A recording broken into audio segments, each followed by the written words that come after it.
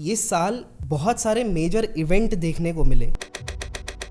कोई भी प्लेनेट इतना कोल्ड कैसे हो सकता है कि एक जीव को इस पोजीशन में लाके खड़ा कर दे कि तू जा दूसरे जीवों को मार दे। मेरा पॉइंट ये है, अगर ये सच है, मैं मान लेता हूँ कि ये सच है, तो ये कैसे मुमकिन है कि एक बच्चा पैदा हुआ, पैदा होते के साथ उसके स्टार्स ऐसे बने, उसके प्लैनेट्स ऐसे बने कि वो आगे जाके बनेगा, या फॉर एग्जाम्पल वो ओसामा बिन लादेन बनेगा, या वो पंडित जी जरूरी नहीं है एस्ट्रोलॉजर हो। पंडित एक पुरोहित है जिसका काम है पूजा पाठ करना, कर्म कांड करना। नहीं सर, फिर तो आप हर चीज को ऐसे कर सकते हो कि you can't even move without a chart. जब भी वीनस मार्स साथ में बैठता है तो ये एक तरीके से अट्रैक्शन बढ़ाता है और सेक्सुअल एपेटाइट बढ़ाता है। क्या मेरी शादी मेरे बॉयफ्रेंड से होगी? How to get it checked? कैसे चेक किया जाता है? एस्ट्रोलॉजी समझते हैं कि जो स्कूल में हम न्यूज़पेपर में साइड में छोटा छोटा ज़ोडिएक साइन पकड़ते थे ना, ये मैं कैंसर हूँ, आज मेरे साथ ये होगा, that is not astrology. Irfan Khan की डेथ हुई तो उस टाइम पर बोला गया कि उनके ऊपर तंत्र विद्या कराई गई थी। आप पहले टाइम पे देखोगे बहुत सारे राजा महाराजों के ना इन हाउस एस्ट्रोलॉजर्स होते थे, राज ज्योतिषी होते थे। कोई भी बड़ा डिसीजन करना होता था, कहीं पे अटैक करने जाना होता था, पहले अब ज्योतिषी पूरा गणना करते थे। मेरे घर वालों को ये टेंशन रहती है कि मैं बाजार में लुट के ना आ जाऊं और वहाँ पर मेरे लिए प्लैनेट्स जो हैं मेरी कहानी अलग अलग लिख रहे हैं, कि एक टास्क मैंने बांटे हुए हैं। प्रॉब्लम है एस्ट्रोलॉजी का कि लोग ना डर का धंधा बना दिया ज्योतिष को, फियर मॉन्गरिंग करने लगे।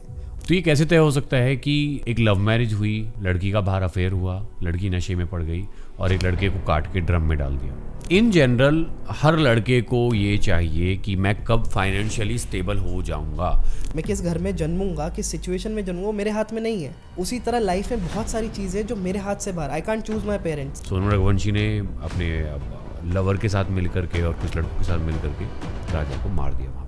ये कैसे डिसाइड करते हो कि किसको सरकारी नौकरी मिलेगी, कौन व्यापार करेगा, किसकी प्राइवेट नौकरी रहेगी, कौन ऊपर तक जाएगा? मुन्ना भाई की हम बात करते हैं तो उसमें जो सर्किट दिखाया है ब्लैक कुर्ते में, वो एक रिप्रेजेंटेशन राहु का आप मान सकते हो। पता नहीं क्या क्या बोल के चला गया। कुल मिला के उसकी बात का पॉइंट ये था, तुम सब फुद्दू हो, तुम सब गरीब मरोगे, तुम्हें जाओ दिक्कतें होंगी। थू। पहले 10th हाउस आओ, कर्म करो। जब तक आप कर्म नहीं करोगे कुछ नहीं होएगा। मन कर रहा है मैं निकल के जूता मारूं, मैं 2 लाख रुपए खर्च कर रहा हूँ वहां पे, तू मेरे को बता रहा नहीं बेवकूफ हो तुम। Exactly. Rachit Dua used to be a fitness coach, अभी भी एक फिटनेस कोच हैं, but he started doing astrology. I don't know why, I don't know how, but we'll try to figure it out कि क्या है ऐसा एस्ट्रोलॉजी में कि एक अच्छे खासे करियर पाथ के होते हुए एक इंसान वहाँ पर गए। हम लोग यहाँ पर बात करने वाले हैं सबसे बड़ी चीज़ की, वो है हमारा फियर। क्या सब कुछ पहले से तय है? अगर सब कुछ पहले से तय है तो क्या हम लोग काम करें या ना करें? कैसे तय किया जाता है कि राहु केतु का क्या असर होगा? क्या सही मायने में मैटर करते हैं? And trust me, I am not a big fan of astrology. तो आज बहुत सारे काउंटर्स होने वाले हैं जो इस एक एपिसोड को बहुत स्पेशल बनाने वाले हैं। I would like to start with this basic question. At some point हम सब लोग कंफ्यूज होते हैं।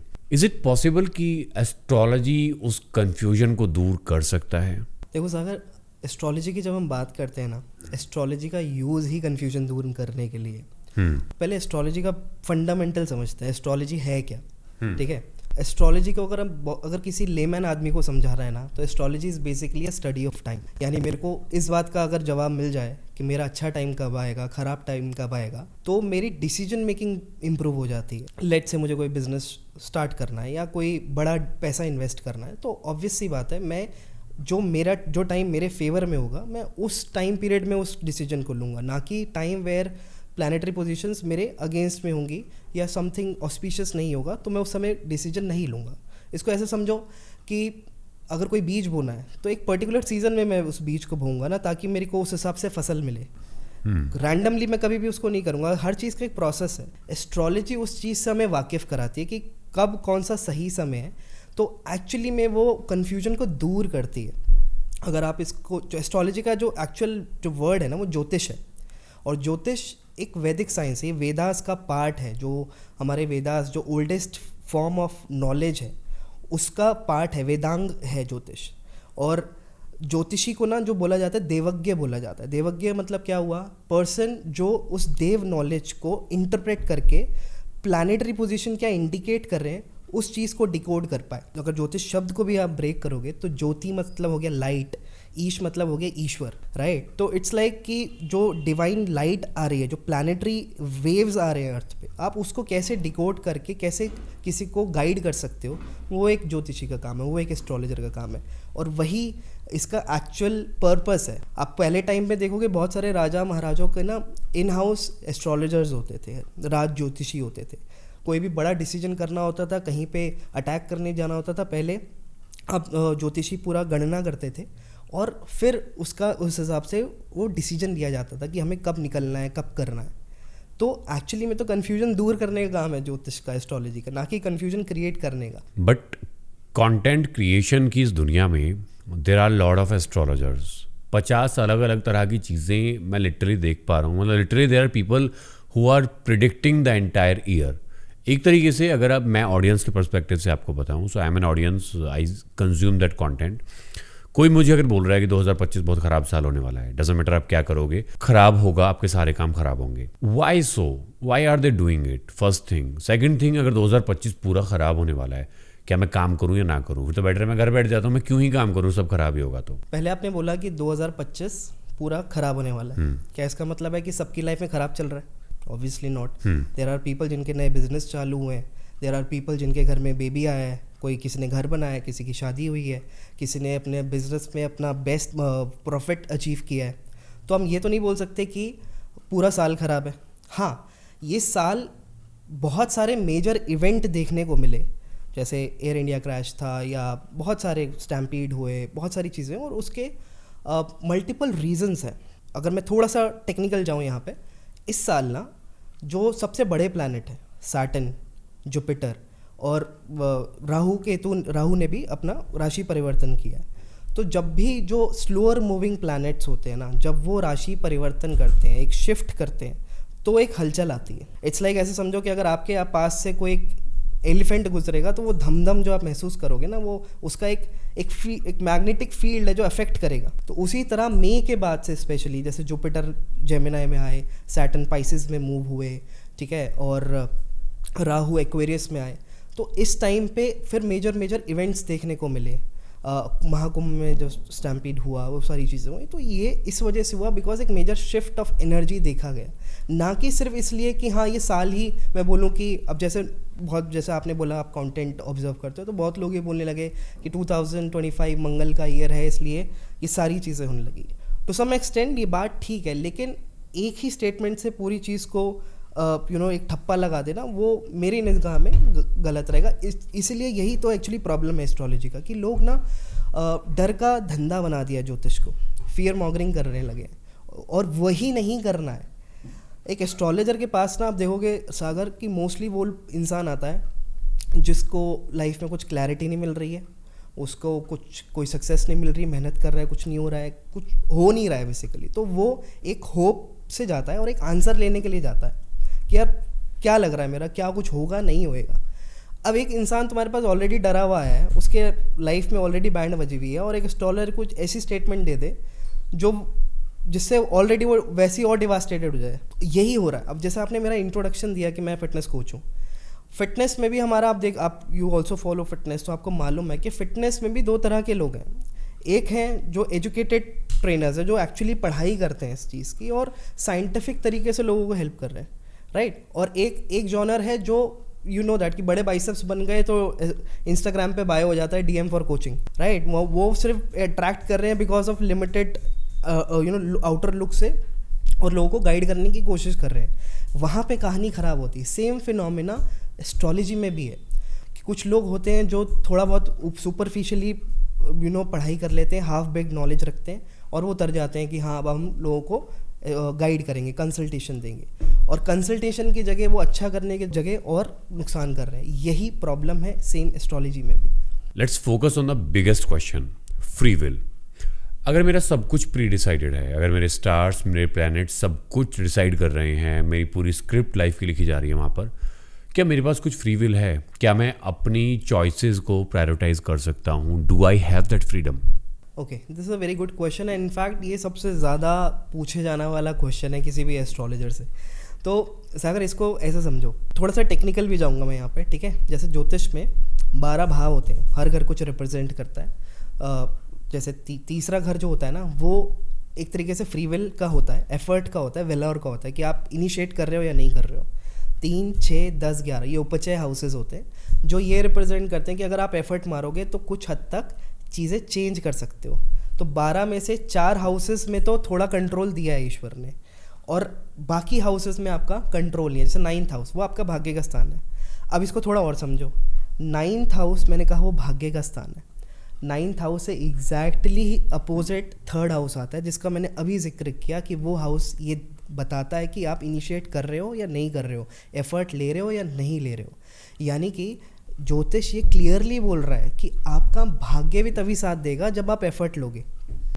बट येस, कुछ चीज़ें हैं जो आपके कंट्रोल से बाहर हैं। जैसे भी हम फिटनेस थोड़ी देर पहले जिक्र कर रहे थे, अगर अब मैं बात करूं कि मेरी हाइट, वो हाइट मेरी फ्री विल नहीं है, मेरे हाथ में नहीं है मेरी हाइट क्या होगी, बट मेरा वेट मेरे हाथ में है, वो मैं कंट्रोल कर सकता हूँ अगर मैं अच्छा खाऊंगा, अच्छा फिटनेस पे ध्यान दूंगा। बट हाइट में मेरा कोई कंट्रोल ही नहीं है। उसी तरह लाइफ में बहुत सारी चीज़ें जो मेरे हाथ से बाहर, I can't choose my parents. मैं किस घर में जन्मूंगा, किस सिचुएशन में जन्मूंगा, वो मेरे हाथ में नहीं है। मैं गरीब पैदा होऊंगा या अमीर पैदा होऊंगा, ये मेरे हाथ में नहीं है। लेकिन हाँ, अगर मैं गरीब पैदा हुआ हूँ, ये मेरे हाथ में, क्या मैं गरीब मरूंगा या नहीं मरूंगा, ये मेरे हाथ में। तो मैं अगर एफर्ट मारूंगा, चीज़ों पे थोड़ा पुश करूंगा, अपनी लिमिट्स पुश करूंगा, तो मैं काफ़ी चीज़ों को इम्प्रूव कर सकता हूँ। यही ज्योतिष बताता है। ज्योतिष कभी भी आपको भाग्यवादी नहीं बनाता, कि भाग्यवादी इन सेंस कि वो ये नहीं कहता कि आप सिर्फ भाग्य पे भरोसा करो। ज्योतिष तो एक्चुअली ये बताता है कि आप कर्म करोगे तो चीज़ें बेटर होंगी। तो जैसे कि मैंने कहा कि 12 घर होते हैं ज्योतिष में, ठीक है, 1 से लेके 12 तक, अगर आप इसको एडिट में भी दिखा सकते हो कि 12 हाउसेज होते हैं। 9th हाउस होता है भाग्य का, 10th हाउस होता है हमारे कर्मों का, और 11th हाउस होता है इच्छा पूर्ति का। ज्योतिष क्या कह रहा है कि इच्छा पूर्ति के लिए अगर जाना है 11th हाउस, पहले 10th हाउस आओ, कर्म करो। जब तक आप कर्म नहीं करोगे कुछ नहीं होएगा। तो ये पूरी विद्या ही यही बता रही है कि आपको कर्म पे ध्यान देना है, और बाकी you have to surrender to the god. Okay, so basically you are saying कि यू हैव दैट फ्रीडम, आपको अपने काम करने का फ्रीडम है, ठीक है। बट अगेन मैं एक हाइपोथेटिकल सिचुएशन लेता हूँ। फॉर एग्जांपल, एक एस्ट्रोलॉजर ने एक लड़के का प्लान बताया कि your career path will be career A. वो करियर ए में चलने लगा, अच्छा, अब करते करते उसको करियर बी कहीं से दिखाई दिया और उसको मज़ा आने लगा उसमें। अब उसने करियर बी परस्यू करना शुरू कर दिया। Now what? जो करियर बी की तरफ जिस टाइम पे गया ना, हाँ, वो उस समय चेंज चार्ट में दिख रहा होगा। पहले सागर ये समझने वाली बात है कि कुंडली ना, it's like a paper presentation of what we are. Kundli और हम अलग नहीं है। जो मेरी लाइफ में घट रहा है ना, वो मेरे उस ब्लूप्रिंट में दिख रहा होगा। It is the skill of an astrologer, क्या वो उसको डिकोड कर पा रहा है या नहीं कर पा रहा। एस्ट्रोलॉजी वर्ल्ड में ये बात कही जाती है कि ज्योतिष गलत नहीं है, ज्योतिषी की इंटरप्रिटेशन में गलती हो सकती है। तो अगर एक करियर शिफ्ट आ रहा है, कुछ चेंज आ रहा है, तो वो देखा जा सकता है क्लियरली। वो चेंज ऑफ थॉट्स, वो change of inclination towards a particular subject और करियर पाथ, वो ऑलरेडी दिख रहा होता है।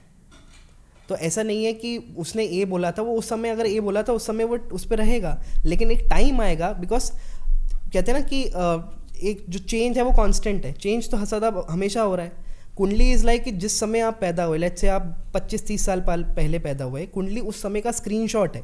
उस समय जो प्लानिटरी पोजीशंस हैं उसका एक स्क्रीनशॉट ले लिया, और मैंने ये देखा कि ये मेरा प्लानिट इस हाउस में बैठा है, इस हाउस में बैठा है, इस हाउस में बैठा है, और वो एक तरीके का एक ब्लूप्रिंट सेट कर रहा है मेरे आगे वाले पाथवे का।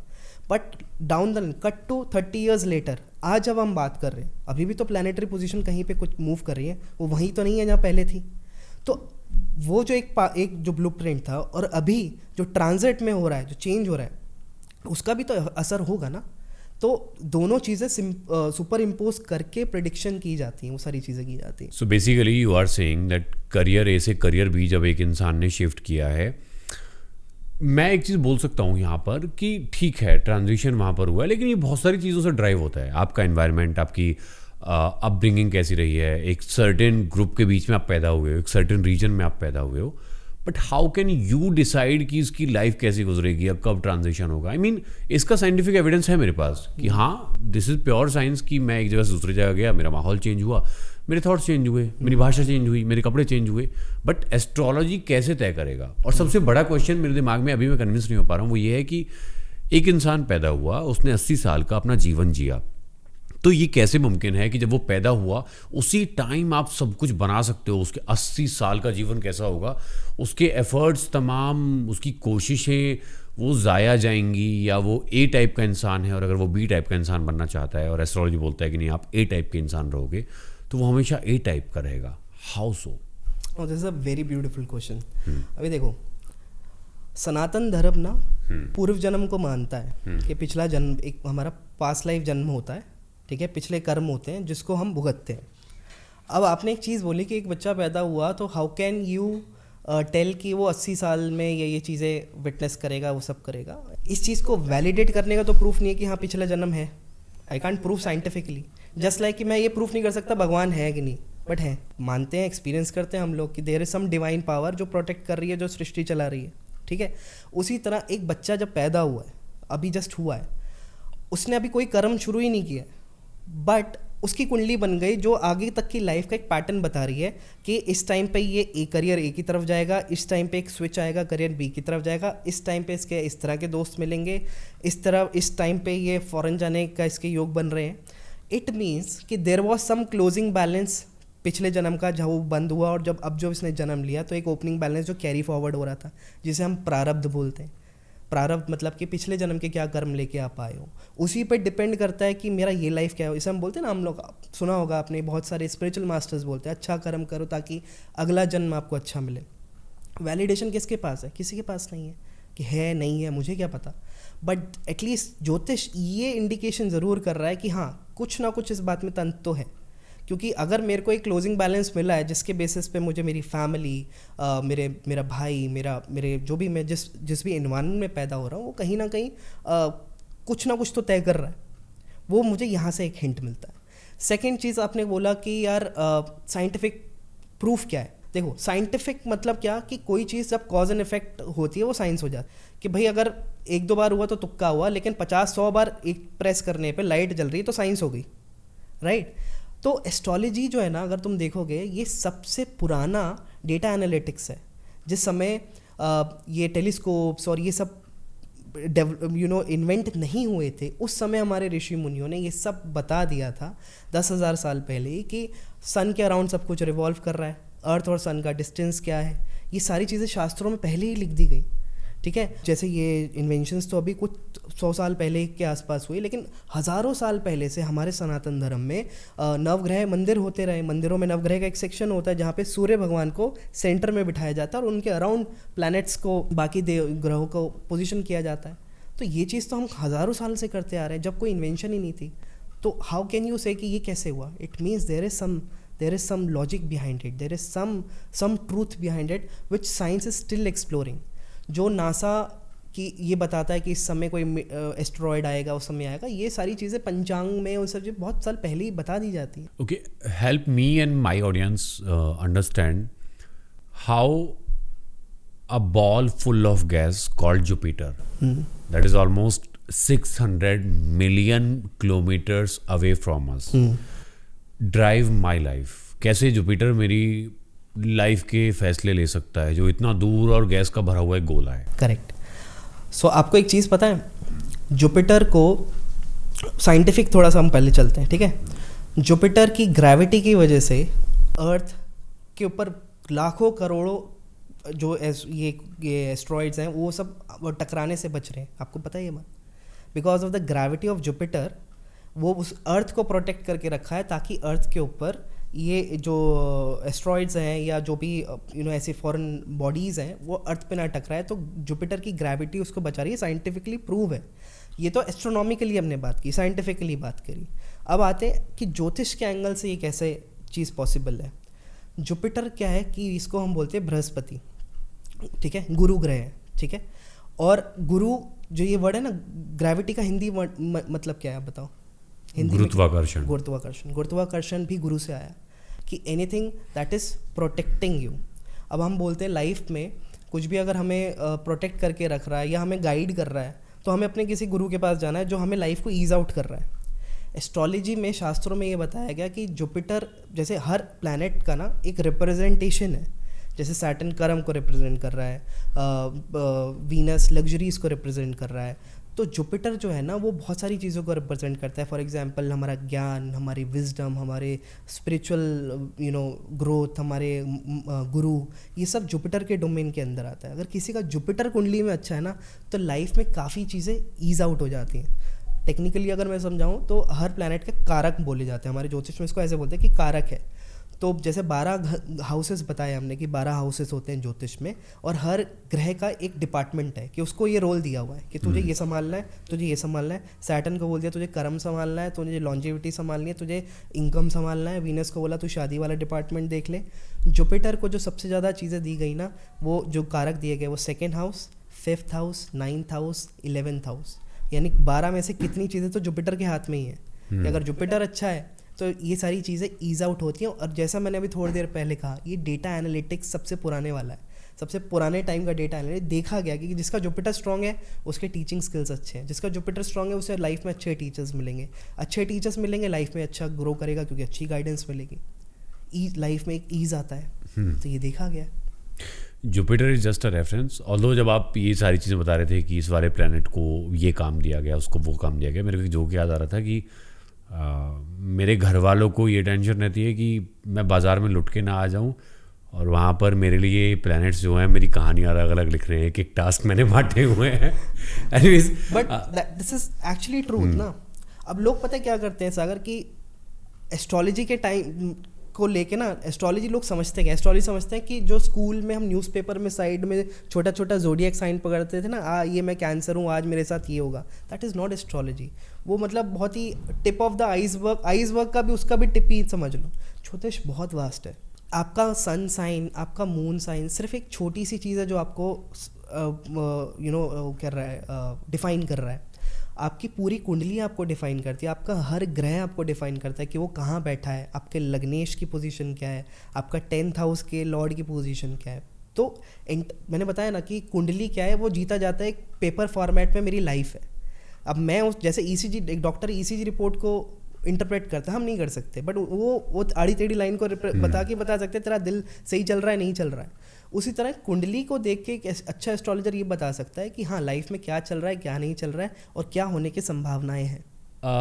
So interesting. मतलब मैं आपके आंसर से मुझे अच्छा तो फील हो रहा है, but actually I am not convinced. ठीक है, मेरे को अभी भी बहुत मुश्किल हो रही है ये बात एक्सेप्ट करने में कि इट एक्चुअली वर्क्स, कि ये प्लैनेट्स जो अपनी अपनी जगह पर एग्जिस्ट करते हैं, एक बिग बैंग हुआ और उसके बाद ये सारी चीज़ें फॉर्म होना शुरू हुई, स्टार्स ने अपने कुछ रूप दिखाए, धरती पर इतने टाइम लगा जो पहला मॉलिक्यूल बना था ऑक्सीजन का उसको बनने में, एंड इतनी सारी हमारे पास एवोल्यूशन की एक पूरी कहानी है जिसको साइंस ने पढ़ा है, स्टडी किया है.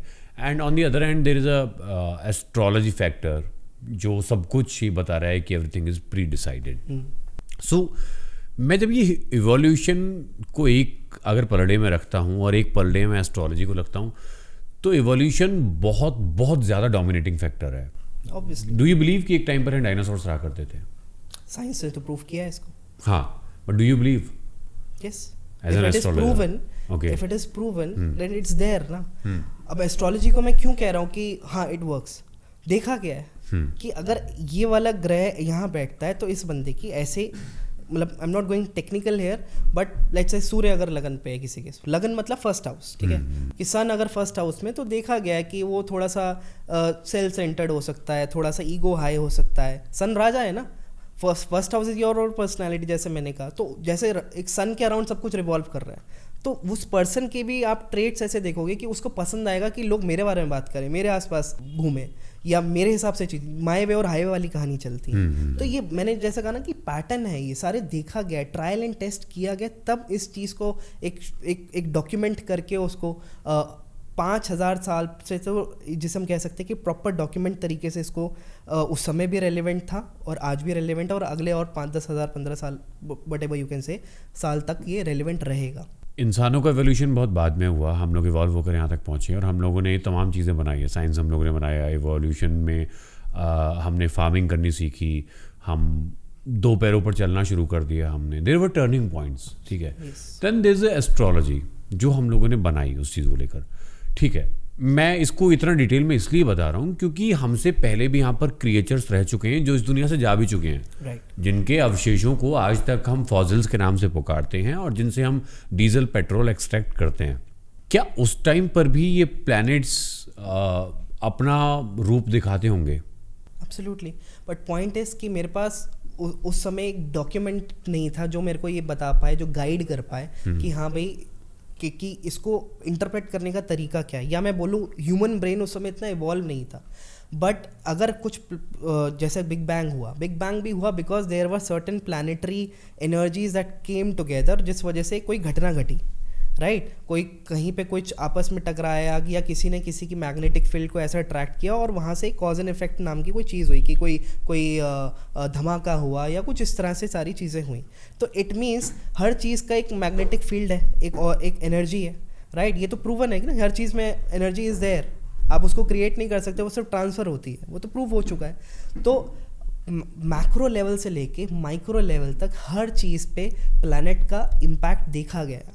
अब जैसे आपने देखा होगा कि शनिवार को बहुत हम इंडिया में देखते हैं काले तिल लोग डोनेट करते हैं, है ना, या शनिदेव के मंदिर पे काले तिल आपने डोनेट होते हुए देखे होंगे। ये काले तिल कहाँ से आए? वाई ओनली काले तिल?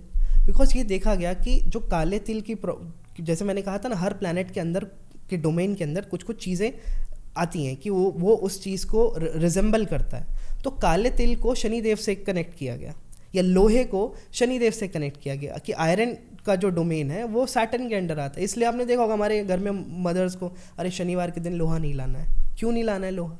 बिकॉज शनिदेव जो है वो हार्ड टास्क मास्टर है, ठीक है। वो लाइफ को थोड़ा सा टफ बनाते हैं। जैसा हम बात करें थे ना, कर्म है या भाग्य है, शनिदेव कहते हैं कि कर्म तो करना पड़ेगा, क्योंकि जो 10th और 11th हाउस की हमने बात की थी सागर, कि कुंडली में पहले 10th हाउस आता है जो कर्म का है और 11th हाउस है इच्छा पूर्ति। ये दोनों का जो रोल है ना वो सैटर्न को दिया गया है चार्ट में, ठीक है। तो इट मीन्स कि क्लियरली इंडिकेशन शास्त्र कह रहा है कि भाई लाइफ में कुछ भी करना है, कर्म तो करना पड़ेगा, दैट्स बेस। क्या कर्म करोगे, कब चेंज आएगा, उसका हिंट आपको ज्योतिष बताता है। Can I change something in that part? To some extent yes. मैंने वही जैसा बोला ना कि कुछ हद तक की मेरे पास जैसे फॉर एग्जांपल मेरे पास एक अपॉर्चुनिटी आई जो आज आनी थी, because I was destined to get an opportunity. Now it's my choice कि मुझे वो करना है या नहीं करना। Okay, so now will go case by case, ठीक है। एक लड़की है जिसको एस्ट्रोलॉजर ने बोला कि लड़का एक है अरेंज मैरिज के लिए जो तुम्हारे लिए सूटेबल होगा, तुम उससे शादी कर लो, तुम्हारा जीवन सुखी व्यतीत होगा, ठीक है। अरेंज मैरिज बोली गई, लिखी गई। लड़की को बाद में एक लड़के से मोहब्बत हो गई, इश्क हो गया, ठीक है। लड़का बहुत अच्छा है, लड़का स्टेबल है, लड़का सिक्योर है, लड़की खुश है उसके साथ। अब लड़की ने ज़बरदस्ती अपने चार्ट के अगेंस्ट जा कर के उस लड़के से शादी कर ली, love marriage. Now what will happen? लड़का बहुत अच्छा है, लड़की बहुत अच्छी है, कंपैटिबिलिटी बहुत अच्छी है, दोनों ने एक दूसरे को देखा। Now what do you have to say on this? Simple one liner answer है कि वो चार्ट में लिखा ही था कि वो लव मैरिज करेगा। नहीं सर, फिर तो आप हर चीज को ऐसे कर सकते हो कि you can't even move without a chart. No, it's proven ना, that's what I am saying कि आपकी लाइफ में जो घट रहा है वो क्लियरली उसको वेरीफाई किया जा सकता है। अगर वो लव मैरिज को, आप जिसकी लव मैरिज हुई है उसके चार्ट में लव मैरिज का क्लियर कॉम्बिनेशन होगा। देयर आर टेक्निकल कॉम्बिनेशन, जैसे 5th हाउस और 7th हाउस का जब चार्ट में कॉम्बिनेशन बढ़ता है, 5th का 7th का हो तो लव मैरिज का कॉम्बिनेशन है, 11th और 7th का कॉम्बिनेशन हो तो लव मैरिज का कॉम्बिनेशन। वीनस मार्स जब साथ में बैठते हैं तो ये लव मैरिज का कॉम्बिनेशन है। क्योंकि आपने सुनी होगी एक बुक थी, men are from Mars and women are from Venus, एक बुक थी ग्रीन कलर की, बहुत पॉपुलर बुक है। तो मार्स जो है वो मेल एनर्जी को रिप्रेजेंट करता है और वीनस जो है वो फेमिनाइन एनर्जी को रिप्रेजेंट करता है। तो जिनका मार्स और वीनस क्लोज कांटेक्ट में होता है, नॉर्मली ये लव मैरिज की तरफ इंडिकेशन करता है। तो जैसे आपने बोला कि वो चार्ट के अगेंस्ट चला गया, ये हमें लग रहा है वो चार्ट के अगेंस्ट चला गया, बट एक्चुअली में वो लिखा था तभी वो उसने वो डिसीजन लिया। So basically you are saying कि सब कुछ चार्ट में है, is it correct? Yes. Okay, I have my points here. अगर सब कुछ चार्ट में है, यानी कि सब कुछ भगवान या ग्रह जो है हमारे तय कर रहे हैं, ठीक है, तो ये कैसे तय हो सकता है कि एक लव मैरिज हुई, लड़की का बाहर अफेयर हुआ, लड़की नशे में पड़ गई और एक लड़के को काट के ड्रम में डाल दिया? मेरठ का केस है, ठीक है। Now this is also very good question. अब ये वाले ना, जैसे हम हर एक प्लैनेट ना कुछ मैंने कहा रिप्रेजेंट करता है और हमारी कुंडली हमारे ग्रहों की पोजीशन पे डिफाइन होती है। कोई एक इंसान है जो डॉक्टर बना हुआ है, कोई एक इंसान है जो साइंटिस्ट है, कोई एक इंसान है जो पॉडकास्ट कर रहा है, कोई एक इंसान है जो इस तरह का कुछ ऐसा कुकर्म कर देता है। क्या ऐसा हो रहा है कि वो इस तरह का कर्म कर रहा है, या क्या ऐसा हो रहा है जो एक्स्ट्रा मैरिटल अफेयर्स लोग कर रहे हैं despite having the best of the, मतलब एक सबसे अच्छा सा हस्बैंड है या अच्छी सी सुंदर सी वाइफ है, बट फिर भी एक्स्ट्रा मैरिटल हो रहे हैं, लोग डिस्ट्रैक्ट हो रहे हैं। क्यों हो रहे हैं? बिकॉज अब ये थोड़ा सा टेक्निकल है, because you don't belong to this astrology, आपने पढ़ा नहीं है तो शायद आपको ना समझ है, बट मैं फिर भी थोड़ा सा जो लोग जो, क्योंकि ऑब्वियसली जो लोग ज्योतिष समझते हैं वो इस पॉडकास्ट पे click there is a audience जो सुन रही है। तो जब भी वीनस मार्स साथ में बैठता है तो ये एक तरीके से अट्रैक्शन बढ़ाता है और सेक्सुअल एपेटाइट बढ़ाता है। वीनस राहु जब बैठता है तो इसको बोलते हैं बहुश्री योग।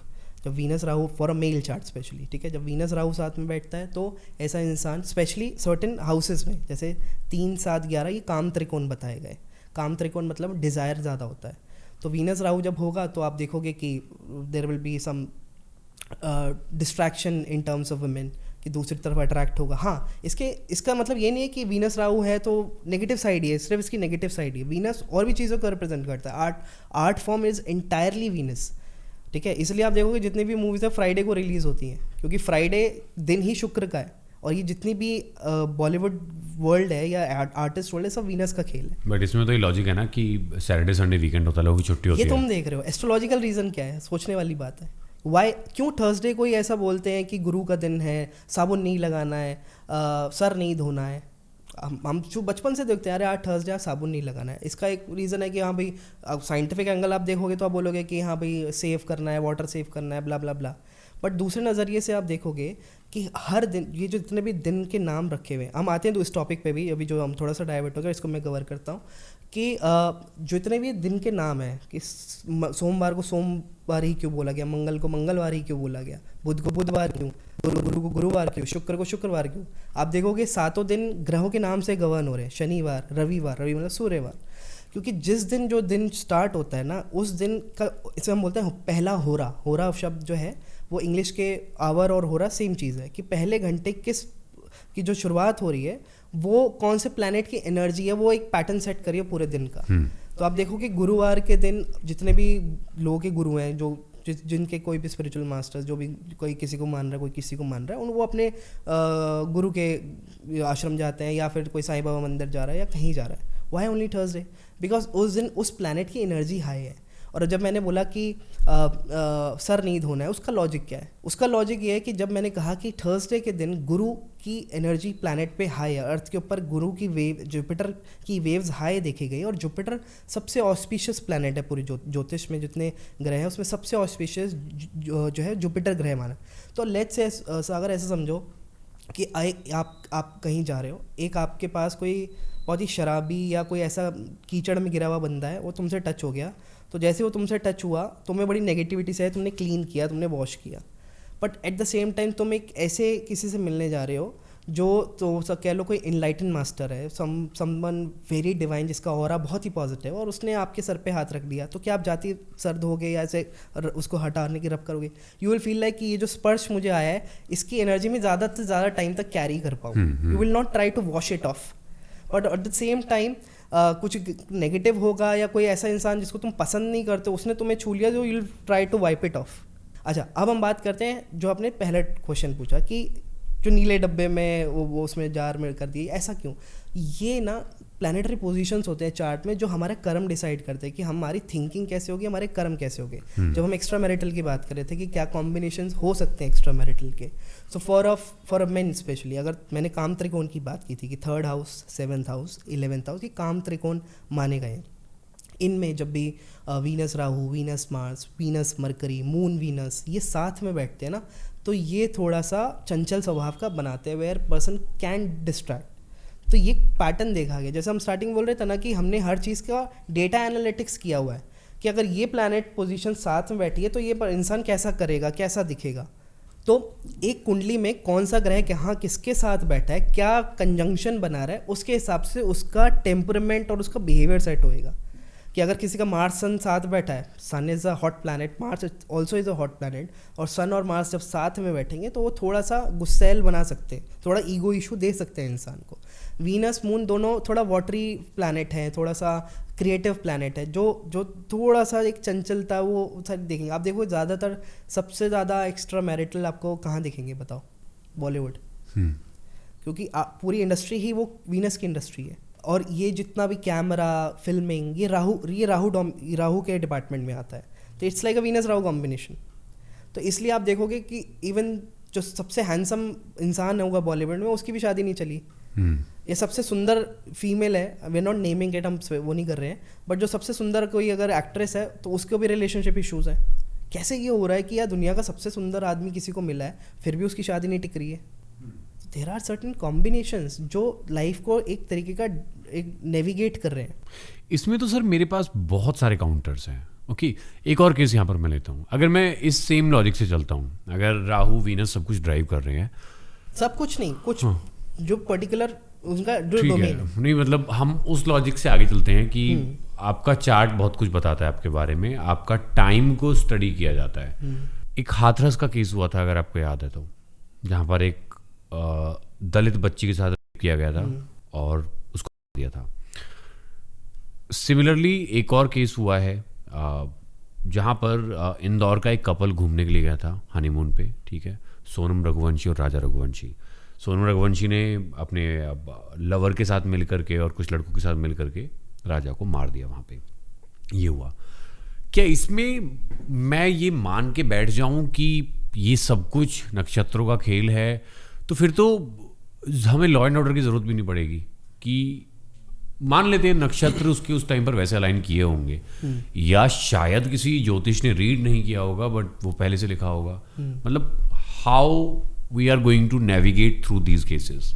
अब ये ना बड़ा एक डिबेटेबल टॉपिक है, क्योंकि हम खाली सक्सेस की बात नहीं कर सकते हैं when we talk about astrology and we are entire life is astrology ना, तो लाइफ तो एक बहुत बड़ी है, उसके अलग अलग स्पेक्ट्रम है। अगर तो सब कुछ हम एस्ट्रोलॉजी में देख रहे हैं तो हमें ये भी एक्सेप्ट करना पड़ेगा there are real crimes that are happening out there, ठीक है, उसकी मैं यहाँ पर जरूर जाना चाहूँगा। एग्जैक्टली।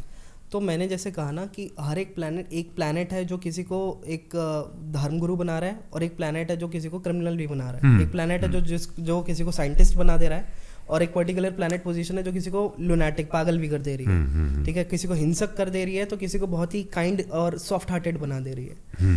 अब जैसा आपने पूछा कि ये सारी चीज़ें क्या उसके चार्ट में होंगी या चार्ट पोजीशन की वजह से ऐसा हुआ, तो अब फॉर एग्जांपल आप जैसे अभी हम बिफोर शूट भी हम बात कर रहे थे कि हमें बहुत सारी ऐसे प्रेडिक्शन करी गई हैं जिसमें मैंने खुद ये चीज़ बताई कि इस पर्टिकुलर टाइम पीरियड में अर्थक्वेक्स आएंगे।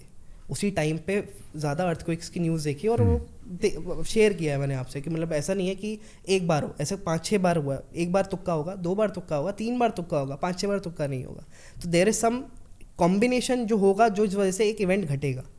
उसी तरह अगर किसी के चार्ट में कुछ ऐसा हो रहा है कि उसकी अर्ली डेथ लिखी है या एक मर्डर के थ्रू डेथ लिखी है, तो वो कॉम्बिनेशन चार्ट में मेंशन होगा कि हाँ कि किसी की शार्प ऑब्जेक्ट के लगने से मौत हो सकती है, रोड एक्सीडेंट में मौत हो सकती है, किसी की अल्पायु हो सकती है, किसी की दीर्घायु। आप एज नहीं डिसाइड कर सकते हो एग्जैक्टली कि हाँ भाई तू 90 साल जिएगा, तू 50 साल जिएगा, बट ज्योतिष में ये इंडिकेशन दिया हुआ है कि कोई अल्पायु होगा या कोई मध्य आयु होगा या दीर्घायु होगा। ये इंडिकेशन दिया हुआ है, मेंशन किया हुआ है। There are certain combinations for that. All right, मतलब फिर पॉइंट वहीं घूम फिर के आ जाता है कि ये सब कुछ पहले से तय है।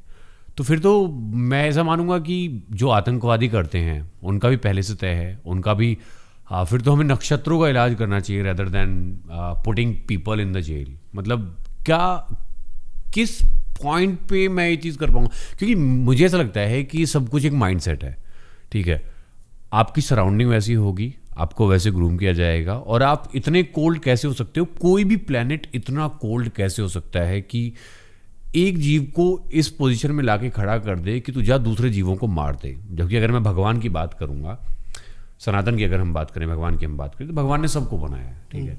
अगर भगवान ने सबको बनाया है तो भगवान ने किसी एक को ऐसा क्यों बनाया या एक के ग्रहों को ऐसा क्यों दिया कि वो जाके उसी के बनाए हुए दूसरे बच्चों को मार दे? यही तो प्रारब्ध है सागर, इसी की तो हम बात कर रहे थे कि जो क्लोजिंग बैलेंस है। अब जैसे कि हम अपने पुराण्स में पढ़ते हैं कि रावण की स्टोरी या कुंभकर्ण की स्टोरी पढ़ते हैं कि पहले वो जय विजय थे, फिर उन्होंने जो अगले बर्थ में वो रावण बने और उन्होंने भगवान विष्णु से जान के बैर लिया कि मतलब राम के फॉर्म में रावण ने कि ताकि उनको ऐसी मृत्यु मिल पाए जो स्वयं विष्णु जी के थ्रू, ताकि उन्हें वो मुक्ति मिल पाए, अपना वो कुछ कर्म काट रहे हैं। जैसे हम कहते हैं ना कि मैं कोई कर्म काट रहा हूँ, शायद मेरे साथ ऐसा हो रहा है, मेरा ही कोई कर्म होगा, जैसे हम कर्मा थ्योरी बोलते हैं कि अगर मैं कुछ बुरा करूँगा तो मेरे साथ बुरा होगा, अच्छा करूँगा तो अच्छा होगा। तो कहाँ से आ रहा है ये सब? कुछ तो कहीं से, कुछ ना कोई तो शास्त्र या कोई तो ऐसा सोर्स होगा जहाँ पे उस तरफ की इंक्लिनेशन या इंडिकेशन या गाइडेंस मिल रही है जो हमें बता रही है कि यार हमें इस तरह का काम करेंगे तो ऐसा होगा। अब जैसे आपने बोला कि कोई टेररिस्ट बन गया, तो टेररिस्ट बनने का मतलब है कि वो ऑब्वियसली सबसे, अगर इंसानियत के तौर पे बात करें तो सबसे बुरा इंसान है वो, क्योंकि वो तो बुरी जो वो काम कर रहा है वो आई थिंक इससे बुरा तो कुछ हो ही नहीं सकता। तो ये कुछ ना कुछ उसके चार्ट में होगा ना कि वो इस तरह का पर्सन बनेगा, इस तरह की हरकतें करेगा और इस तरह की वो मौत मरेगा। वो कॉम्बिनेशंस देखे जाते हैं। फिर तो आप कह रहे हो कि ये अनअवॉइडेबल है, डिस्टाइंड है कि कौन क्या करेगा, किसका लाइफ में किसको क्या टास्क दे के भेजा हुआ है। ठीक है, मतलब मैं वही कह रहा हूँ कि अगर एक सर्टेन उसी लैंग्वेज को डिकोड करने का काम ही तो एस्ट्रोलॉजी है। देखिए, इसको स्टेप बाय स्टेप समझते हैं। मैं कह रहा हूँ एक बच्चा पैदा हुआ एक सर्टेन रीजन में, एक सर्टेन टाइम पे, एक सर्टेन फैमिली में पैदा हुआ, एक सर्टेन उसका नाम रखा गया, उसके आधार पर उसकी लाइफ प्रेडिक्ट की गई। ठीक है, अब वो एक ऐसे टाइम पर पैदा हुआ जिस टाइम पर वो क्रिमिनल मेंटेलिटी वाला बच्चा बनता, या उसका चार्ट वैसा बना क्रिमिनल मेंटेलिटी वाला, दैट मीन्स कि प्रॉब्लम उसके पैदा होते के साथ ही शुरू हो गई। ठीक है, तो फिर हम पॉइंट वहीं घुमा फिरा के वहीं लाएंगे ना कि ये तो अनअवॉइडेबल हुआ। आप उसके पैदा होने को कैसे अवॉइड करोगे, और कैसे आप ये ठप्पा लगाओगे कि इसके पैदा होने के बाद कि ये तो क्रिमिनल बन जाएगा, कोई आइडेंटिफाई नहीं कर सकता। एग्जैक्टली यही देखो कर्मा की, तो ये अनअवॉइडेबल है। देखो कर्मा की हम अगर हम बात करें, एक होता है प्रारब्ध जिसको मैं चेंज ही नहीं कर सकता, एक हो गया मेरा क्रियामान कर्म जो मैं अभी कर रहा हूँ, एक हुआ मेरे आगामी कर्म जो मेरे आने वाले कर्म है। तो प्रारब्ध तो मैं चेंज नहीं कर सकता, मैं कहाँ पैदा हुआ, किस माइंडसेट से पैदा हुआ, कितनी मतलब किस पेरेंट्स के पास पैदा हुआ, मेरे हाथ में नहीं है। हाइट क्या मिलेगी मेरे हाथ में, रंग रूप क्या मिला, सुंदर पैदा हुआ काला पैदा हुआ, मेरे हाथ में नहीं है, कुछ चीज़ें मेरे पास नहीं है। बट देयर इज सर्टेन जो एक होती है क्रियामान कर्म, कि मैं किस तरह के कर्म करूँगा, किस तरह के लोगों से मिलूँगा, किस तरह की पढ़ाई एजुकेशन की तरफ जाऊँगा, ये मेरे हाथ में है। और ये कुछ हद तक जो ये चीज़ का पैटर्न हमारे चार्ट में दिखता है कि अगर मरकरी अच्छा है तो एजुकेशन अच्छा होगा, मरकरी एजुकेशन का कारक है। ठीक है, किसी का वीनस अच्छा है तो दिखने में सुंदर होगा, क्रिएटिविटी अच्छी होगी उसकी। ठीक है, तो ये सारी चीज़ें देखी गई है। ओके, मतलब ये क्वेश्चन एक ओपन एंड पे खत्म हो रहा है, although I don't want to, क्योंकि मेरे पास बहुत सारे सवाल हैं। ठीक है, ये डिबेट ना सागर एंडलेस है कि है या नहीं है। अगर ये चीज झूठ होती तो आप ये बोल सकते हो कि this is the 10,000 year old I which is still relevant and will be relevant and is working. I am not even arguing on that part कि ये झूठ है सच है, नहीं, मैं मेरा अब वो पॉइंट ही नहीं रह गया। मेरा पॉइंट ये है, अगर ये सच है, मैं मान लेता हूँ कि ये सच है, तो ये कैसे मुमकिन है कि एक बच्चा पैदा हुआ, पैदा होते के साथ उसके स्टार्स ऐसे बने, उसके प्लैनेट्स ऐसे बने कि वो आगे जाके बनेगा, या फॉर एग्जांपल वो ओसामा बिन लादेन बनेगा, या वो या कोई और बनेगा, और वो जाके पूरी दुनिया को, ठीक है, वो जाके एक पूरी बिल्डिंग गिरा देगा फ्लाइट से। ठीक है, हाउ इज इट पॉसिबल कि वो अनअवॉइडेबल है? मतलब आप उसको कितनी अच्छी एजुकेशन दे दोगे, कितनी अच्छी आप उसकी परवरिश कर दोगे, आप उसे अवॉइड नहीं कर सकते। तो अभी देखो इसका ना मैं और एग्जांपल देता हूँ, और I think this will make it even more interesting. एक पर्टिकुलर टाइम पे कोई पैदा हुआ, ट्विंस पैदा हुए। ट्विंस तो एक पर्टिकुलर सेम टाइम पे पैदा हुए, 3-4 मिनट के डिफरेंस पे पैदा हुए। तो सेम टाइम पे हुए, सेम कुंडली लेके पैदा हुए हैं वो, तो कुंडली भी बेसिक कुंडली तो उनकी सेम ही होगी। ठीक है, उसको हम D1 बोलते हैं, उसमें आऊँगा मैं और डिटेल में समझाता हूँ। बट बेसिकली वो सेम डेट पे पैदा हो रहे हैं, सेम टाइम पे पैदा हो रहे हैं, तो सेम कर्म करने चाहिए। बट एक ट्विंस में हम देखते हैं कि एक स्पोर्ट्स में अच्छा है, एक पढ़ाई में अच्छा है, एक को पढ़ाई में इंटरेस्ट है, एक में पढ़ाई में इंटरेस्ट नहीं। ये कैसे हो गया? अब यहाँ पे आप देखोगे कि यार कुंडली तो सेम है, तो ये तो दोनों सेम होने चाहिए थे। बट यहाँ पे इसका आंसर है कि उनकी बेसिक कुंडली जो होती है ना, जिसे हम D1 चार्ट बोलते हैं, जो 2 घंटे के लिए रहती है, वही सेम है। But there are layers to astrology. Astrology बहुत डीप है, ज्योतिष बहुत डीप है। इसमें डिविजनल चार्ट्स होते हैं, D60 तक जाते हैं, जो 2 मिनट के टाइम पे चेंज हो जाता है, जो हमारे पूरे कर्मा को चेंज कर देता है।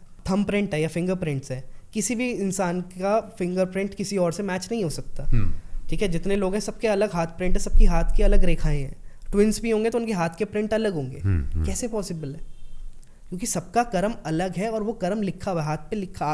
पामिस्ट्री की जैसे हम बात करें तो पामिस्ट्री को हम डिकोड कर पाते हैं कि हाँ भाई कैसे क्या किसका क्या कर्म रहेगा। ट्विंस की जैसे हम बात करें तो हो सकता है किसी, अगर तो ट्विंस के हम हाथ देख रहे हैं तो एक पर्सन का हो सकता है वो इंटेलिजेंट लेवल बहुत अच्छा हो, किसी का पढ़ाई में इतना इंटरेस्ट नहीं होगा।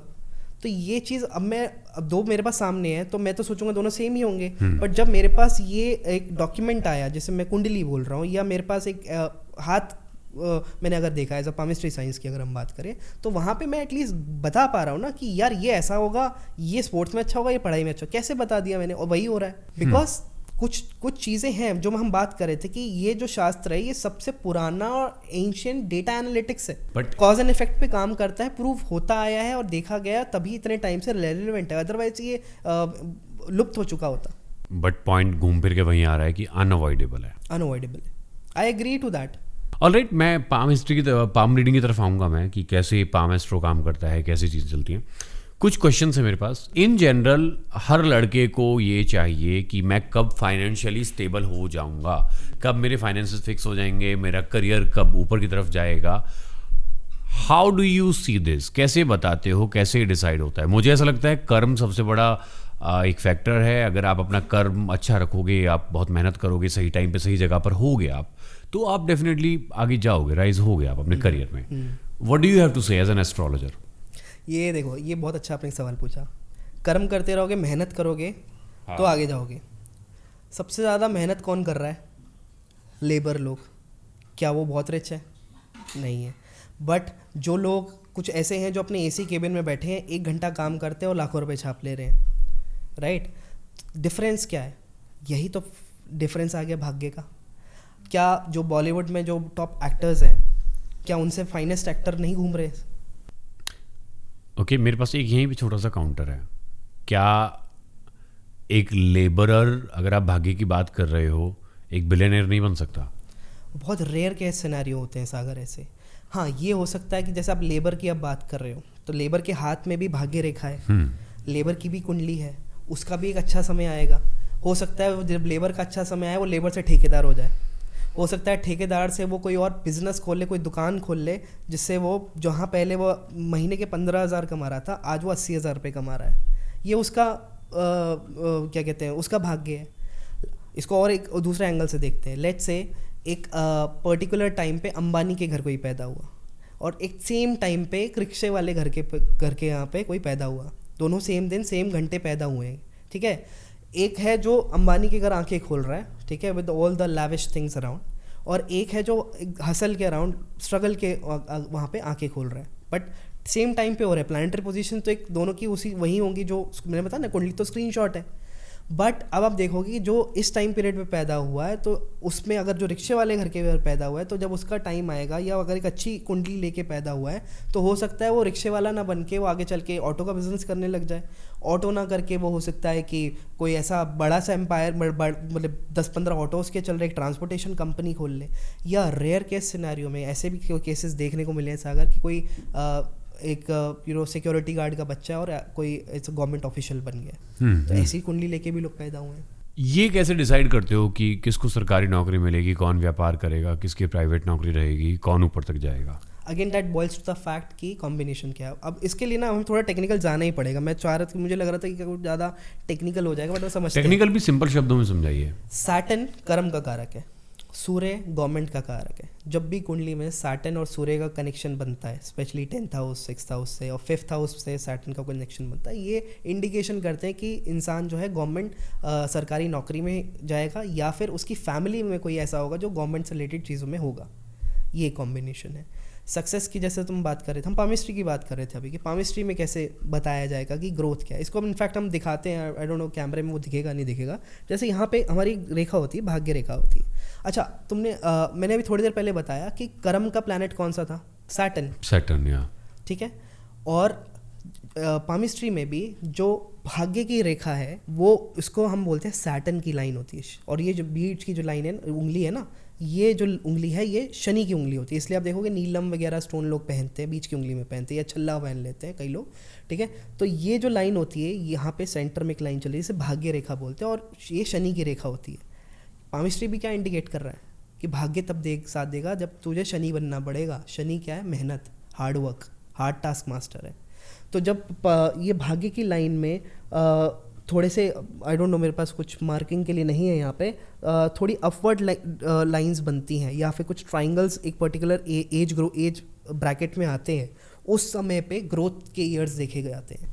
ये चीज़ सेम लाइफ लाइन पे भी होता है। लाइफ लाइन में कुछ एरिया होता है जहाँ पे हमें अपवर्ड लाइंस आती हैं एक पर्टिकुलर एज ग्रुप पे, तो हम वो उस पर देखते हैं कि किस टाइम पे वो वर्टिकल लाइंस आ रही हैं। जो वो वर्टिकल लाइंस जिस टाइम पे आ रही है वो वाला पर्टिकुलर ईयर जो होता है वो ग्रोथ का ईयर होता है। तो हम उस समय बोलते हैं कि इस समय whatever you are doing उसमें आपको ग्रोथ मिलेगा। प्लस लाइंस जो होती हैं थोड़ा सा कहीं पे लाइन की क्वालिटी देखी जाती है। अगर लाइन की क्वालिटी एक पर्टिकुलर एज ब्रैकेट में डल हो रही है या फेड हो रही है, वो स्ट्रगल का ईयर होता है। और जहाँ पे लाइन बहुत क्लीन कट शार्प सी दिख रही है, यानी वो साल बढ़िया चल रहा होता है। तो ऐसे और भी बहुत सारे रूल्स हैं पामिस्ट्री में भी, जिस तरह एस्ट्रोलॉजी में। एस्ट्रोलॉजी तो grand mother of all the occult है, ठीक है। इसमें बहुत सारे रूल्स हैं, बहुत सारे। अगर आप गूगल करोगे ना Sagar, best astrologer of ancient time, जो नाम आपके सामने आएंगे ना वो आएंगे Aryabhata, Chanakya, the brightest brain of that time. But उस समय वो लोग मैथमेटिशियन जो लोग होते थे वो एस्ट्रोलॉजर बनते थे, क्योंकि उस समय ये सॉफ्टवेयर और ये सब नहीं थे जो आज के टाइम में जो इजीली कैलकुलेट सॉफ्टवेयर कर दे रहा है। उस समय मैनुअली कैलकुलेशन गणना की जाती थी। गणित और फलित, ये दो चीज़ बोलते हैं। पहले वो गणित करते थे कि ये प्लैनेट यहाँ मूव कर रहा है, इतनी डिग्री पे आ गया तो क्या इम्पैक्ट पॉसिबल हो सकता है, क्या पॉसिबल इवेंट हो सकता है, ये सब मैनुअली करते थे। तो ये काम वही कर सकता है जो बहुत ब्रिलियंट हो। आज के टाइम पे सॉफ्टवेयर आ गए हैं, you just need to learn the principles of jyotish, you need to study क्या सिद्धांत है, क्या क्या। अब इसमें बहुत सारी मोडालिटीज़ होती हैं। पराशर ज्योतिष है, भृगु ज्योतिष है, जेमिनी ज्योतिष है, कृष्णमूर्ति पद्धति है, लाल किताब है। तो you have to study various things. इसलिए बहुत डीप पढ़ाई है ये एक तरीके से। ऐसा नहीं है कि आपने एक किताब पढ़ा, 1 महीने 2 महीने पढ़ा, आप एस्ट्रोलॉजर बन गए। जो पिछले कुछ सालों में होता है, जो मैं बोल रहा था ना, जैसे फिटनेस वर्ल्ड में क्या होता आ रहा है कि बॉडी बन गई तो तुम ट्रेनर बन गए। और इंडिया में भी यही प्रॉब्लम है कि अगर कोई पंडित है कि पूजा का पाठ का काम कर रहा है, तो हमारी मम्मियाँ या हमारे घर में क्या है, इसकी जरा कुंडली देख देना पंडित जी। पंडित जी ज़रूरी नहीं है एस्ट्रोलॉजर हो। पंडित एक पुरोहित है जिसका काम है पूजा पाठ करना, कर्म कांड करना। हो सकता है उसने ज्योतिष की अध्ययन किया हो, बट ज़रूरी नहीं है वो ज्योतिषी हो। ज्योतिष अपने आप में 5-6 साल की डेडिकेटेड स्टडी है जिसमें आपको पूरा पढ़ना पड़ता है, समझना पड़ता है। It is very much connected to the astronomy. उसके पैरेलली चीज़ें चल रही हैं तभी। जैसे सैटर्न है, Saturn is the most farthest planet, cold planet है, ठंडा प्लैनेट है, ठीक है। और ज्योतिष में भी जो ठंडे क्षेत्र हैं वो सैटर्न से रिप्रेजेंट किए गए हैं। क्या लक को चेंज किया जा सकता है? पहला सवाल तो ये बताइए कि लक और एस्ट्रोलॉजी जो हम बात कर रहे हैं, चार्ट, क्या मैं इनको सेम कंसिडर कर सकता हूँ? भाग्य हैं दोनों? इसको ऐसे समझो सागर कि ना, यही तो प्रॉब्लम है कि एस्ट्रोलॉजर्स ने ना जो इसको पोर्ट्रे कर दिया है ना आज के टाइम में। 2 तरीके की एस्ट्रोलॉजी होती है सागर। एक होती है रियल एस्ट्रोलॉजी। ये वो एस्ट्रोलॉजर्स हैं जो अपनी पढ़ाई में बिजी हैं, अध्ययन कर रहे हैं, साधना कर रहे हैं और एक्चुअली में लोगों को गाइड कर रहे हैं कि क्या सही, जिसे कहते हैं ना, डायरेक्शन दे रहे हैं। तो एक होती है रियल एस्ट्रोलॉजी, जहाँ पे वो बोल रहे हैं कि यहाँ पे दही मल लो तो तुम्हारी किस्मत चमक जाएगी, या ये पर्टिकुलर नंबर लिख लो तो किस्मत चमक जाएगी। किस्मत को चेंज करने के दावे करे जा रहे हैं कि तुम्हारी डेस्टिनी चेंज कर देंगे, तुम्हारी स्टोरी ही चेंज कर देंगे, तुम कुछ भी लेके आएगा, तुम ये करोगे तो तुम्हारी किस्मत बदल जाएगी। एस्ट्रोलॉजी कभी भी किस्मत नहीं बदलती है। एस्ट्रोलॉजी इस पर्टिकुलरली डिकोड करने की साइंस है कि तुम क्या लेके आए हो, उसको डिकोड कर रहे हो, उसको इंटरप्रेट कर रहे हो। एस्ट्रोलॉजर का काम है उस चीज़ को, जो प्रॉमिस तुम्हारे चार्ट में है, उसको इंटरप्रेट करके वो तुम्हें समझाता है कि भाई ये वाला समय तेरा अच्छा आएगा, इस समय खूब मेहनत करना, तुम्हारे पास अपॉर्चुनिटीज़ आएंगी। ये वाला समय तुम्हारा थोड़ा ख़राब आएगा, इस समय हेल्थ ख़राब हो सकती है, इस समय थोड़ा संभल के रहना। फॉर एग्जाम्पल ऐसे समझो कि मेरे पास कोई कंसल्टेशन लेने आता है, ठीक है। अब वो मेरे से कंसल्टेशन ले रहा है और मैं उसको बोल रहा हूँ कि यार तेरे ना 3-4 महीने बाद एक ऐसा समय आएगा, हेल्थ में प्रॉब्लम आ सकती है, do you have medical insurance वगैरह है क्या तुम्हारे पास? वो कहेगा कि सर नहीं, इंश्योरेंस तो मेरे ने कोई लिया नहीं कभी, कुछ ऐसा सैलरी इतनी नहीं है, मैं कहाँ से इंश्योरेंस लूँ। Next question from a girls side, क्या मेरी शादी मेरे बॉयफ्रेंड से होगी? How to get it checked? कैसे चेक किया जाता है? इज इट जस्ट कंपैटिबिलिटी या कुछ और फैक्टर्स भी होते हैं? कंपैटिबिलिटी तो बहुत एक सुपरफिशियल चीज़ है। अब सवाल है कि बॉयफ्रेंड से होगी नहीं होगी, या मम्मी पापा ढूंढ के लाएंगे। ये इसको दूसरे शब्द में बोलो तो ये वही बात होगी ना, लव मैरिज होगी या अरेंज मैरिज होगी। तो मैंने जैसे आपको बताया ना कि सीधा सीधा कॉम्बिनेशन है कि अगर लव मैरिज है तो लव मैरिज का कॉम्बिनेशन चार्ट में होगा। 5th हाउस 7th हाउस साथ में बैठा हो, मार्स वीनस साथ में बैठा हो, 11th हाउस 7th हाउस का कनेक्शन हो, क्योंकि 11th हाउस इच्छा पूर्ति है, 7th हाउस शादी है, 5th हाउस लव अफेयर्स है, 7th हाउस शादी है। 5th हाउस यानी लव अफेयर का प्लैनेट, शादी के partnership, 7th house is a partnership. Okay, basically the same logic from love versus arrange marriage. Okay, let's put it this way, arrange marriage होनी है, astrology बोल रही है, लड़की एग्री करती है, घर वाले लड़के ढूंढ रहे हैं. Now the question is will I get a good husband or not? हाँ, ये बहुत अच्छी चीज़ है कि ये बताया जा सकता है कि आपका हस्बैंड कैसा होगा, आपसे एज में बड़ा होगा कि छोटा होगा, कि लगभग कहाँ मिलेगा, इसका भी एक इंडिकेशन दिया जा सकता है. घर के नज़दीक मिलेगा, जैसे अब फॉर एग्जांपल थर्ड हाउस में है तो हम बोलते हैं कि कई बार कि पड़ोस में, थर्ड हाउस पड़ोस भी है कि पड़ोस में होगा. जो वीनस मार्स का हम बात कर रहे थे तो भृगुनंदी नाड़ी ये इंडिकेट करती है कि अगर वीनस मार्स बहुत क्लोज डिग्री में है तो आपका जो हस्बैंड या आपका जो स्पाउस है वो आपके जान पहचान का होगा या आपके घर के 5 किलोमीटर के रेडियस में ही मिलेगा. ठीक है, तो ये कॉम्बिनेशन देखा गया कि इस तरह से ये काम करता है. Will I get a good husband or not? So will I get a good husband or not, तो जैसे सेवन्थ लॉर्ड जो होता है ना कुंडली में, सेवन्थ लॉर्ड मतलब सेवन्थ हाउस का ओनर. सेवन्थ हाउस में एक पर्टिकुलर राशि पड़ेगी, उस राशि का जो ओनर होगा उस प्लैनेट की पोजीशन आपकी कुंडली में कैसी है वो ये बताएगा कि आपका हस्बैंड किस तरह का होगा. अगर वो प्लैनेट स्ट्रांगली प्लेस्ड है, वेल प्लेस्ड मतलब अच्छे हाउस में बैठा है, अच्छे ग्रहों से क्या कहते हैं उस पर दृष्टि पड़ रही है, जैसे जुपिटर की दृष्टि पड़ जाए या शुभ ग्रहों की दृष्टि पड़ जाए. दृष्टि मतलब कि एक तरीके का सपोर्ट होता है कि सपोज अगर आप हो और आपको आपके आसपास आपके दोस्त खड़े हैं तो आप स्ट्रांग महसूस करोगे कि यार मेरे को कुछ होगा तो ये लोग हैं, देख लेंगे, या मेरे पास एक बैक सपोर्ट है. तो उसी तरह planets is like humans only. Human भी जैसा एक ह्यूमन का बिहेवियर होता है ना, उसी तरह से हम उसको बिहेवियर को देखते हैं. और जैसे हर किसी का नेचर अलग है ना सागर, कोई गुस्से वाला है, कोई ईगो वाला है, कोई बहुत ही सॉफ्ट हार्टेड है, कोई बहुत पढ़ाकू है, कोई बहुत मेहनती है, लगा रहता है, कोई है जो बहुत क्रिएटिव और डांसर है. उसी तरह प्लैनेट्स हैं. एक मून है जो बहुत ही इमोशनल है, एक सन है जो बहुत प्राइड लेके आया है, बट बिग हार्टेड है, एक मार्स है जो जिसे जिमिंग का शौक है, बॉडी बिल्डिंग है, एनर्जेटिक है, वीनस है क्रिएटिव है, आर्ट फॉर्म्स है, डांसिंग, सिनेमा, ये सब है. सैटर्न है हार्ड टास्क मास्टर है, उसको हर चीज़ तरीके से स्ट्रक्चर वे में चाहिए, मिस्टर परफेक्शनिस्ट है वो. ठीक है. मरकरी है तो वो नर्डी है, वो उसे कैलकुलेशन चाहिए, उसे नंबर्स चाहिए, डेटा चाहिए, वो नंबर में बात करता है. ठीक है. केतु है वो साधु संतों को रिप्रेजेंट करता है कि वो डिटैच्ड है, वो डिटैचमेंट का कारक है केतु. जैसे जितने भी हमारे साधु संत हैं ना, अपना परिवार वगैरह सब छोड़ के वो कहते हैं मुझे बस हायर रियल्म की तरफ बढ़ना है, ईश्वर की तरफ बढ़ना है, वो केतु का रिप्रेजेंटेशन है. राहु एक हेलुसिनेशन है. राहु जो है कि वो इट्स लाइक कि एक तरीके का कह सकते हैं कि जिसे कहते हैं ना माया, वो राहु है. मतलब है भी और नहीं भी. जैसे कि फॉर एग्जांपल फिल्म है, ठीक है, फिल्म राहु का रिप्रेजेंटेशन है, इंटरनेट राहु का रिप्रेजेंटेशन है. ठीक है. कैमरा राहु का रिप्रेजेंटेशन है कि दिखता नहीं है, वेव्स दिख नहीं रही है मेरे को, वाईफाई दिख नहीं रहा है बट है आसपास है, दिख नहीं रहा है, दैट्स राहु. ठीक है. तो राहु क्या करता है, या तो वो बहुत क्यूरोसिटी देता है ना राहु बहुत, क्योंकि राहु की अगर आप स्टोरी देखोगे, राहु का हेड है खाली, बॉडी नहीं है, और केतु का बॉडी है, हेड नहीं है. ठीक है. तो दिमाग नहीं है केतु के पास, इसलिए इंट्यूशन ज़्यादा है केतु के पास, वो दिल से डिसीजन लेता है. राहु के पास हेड है, दिमाग है, लोअर बॉडी नहीं. अगर आप इसकी स्टोरी देखोगे, स्वर भानु की एक स्टोरी है. ठीक है. तो राहु क्या है, हर चीज़ में दिमाग लगाता है, प्लानिंग करता है, इनोवेशन करता है. अच्छा पोजीशन में होगा तो साइंटिस्ट बना देगा, या कुछ ऐसा इनोवेटर बना देगा, कुछ ऐसा कोई ऐसी चीज़ की इन्वेंशन कर देगा. ख़राब होगा तो क्राइम करवा देगा. ठीक है. कुछ साइबर हैकिंग करवा देगा, ये सारी चीज़, या गैंगस्टर बना देगा. राहु का कलर देखोगे ब्लैक कलर है, डार्क कलर है. तो आप देखोगे ये गैंगस्टर्स वगैरह आप देखोगे, जैसे अगर मुन्ना भाई की हम बात करते हैं तो उसमें जो सर्किट दिखाया है ब्लैक कुर्ते में, वो एक रिप्रेजेंटेशन राहु का आप मान सकते हो. कि काले कपड़ों में, काले कुर्ते में, या वसूली भाई का जो आप देखते हो gangster type, that's the negative part of the Rahu. तो इस तरह से हर चीज़ का एक रिप्रेजेंटेशन दिया गया है. Can a stone change your life? बहुत ऐड पुश किए जाते हैं, काफ़ी ब्रांड्स हैं ऐसे, एस्ट्रोलॉजी के ब्रांड्स आ गए हैं जिनके पास शायद बहुत मोटी फंडिंग आ गई है और वो धड़ल्ले से कर ही जा रहे हैं मार्केटिंग.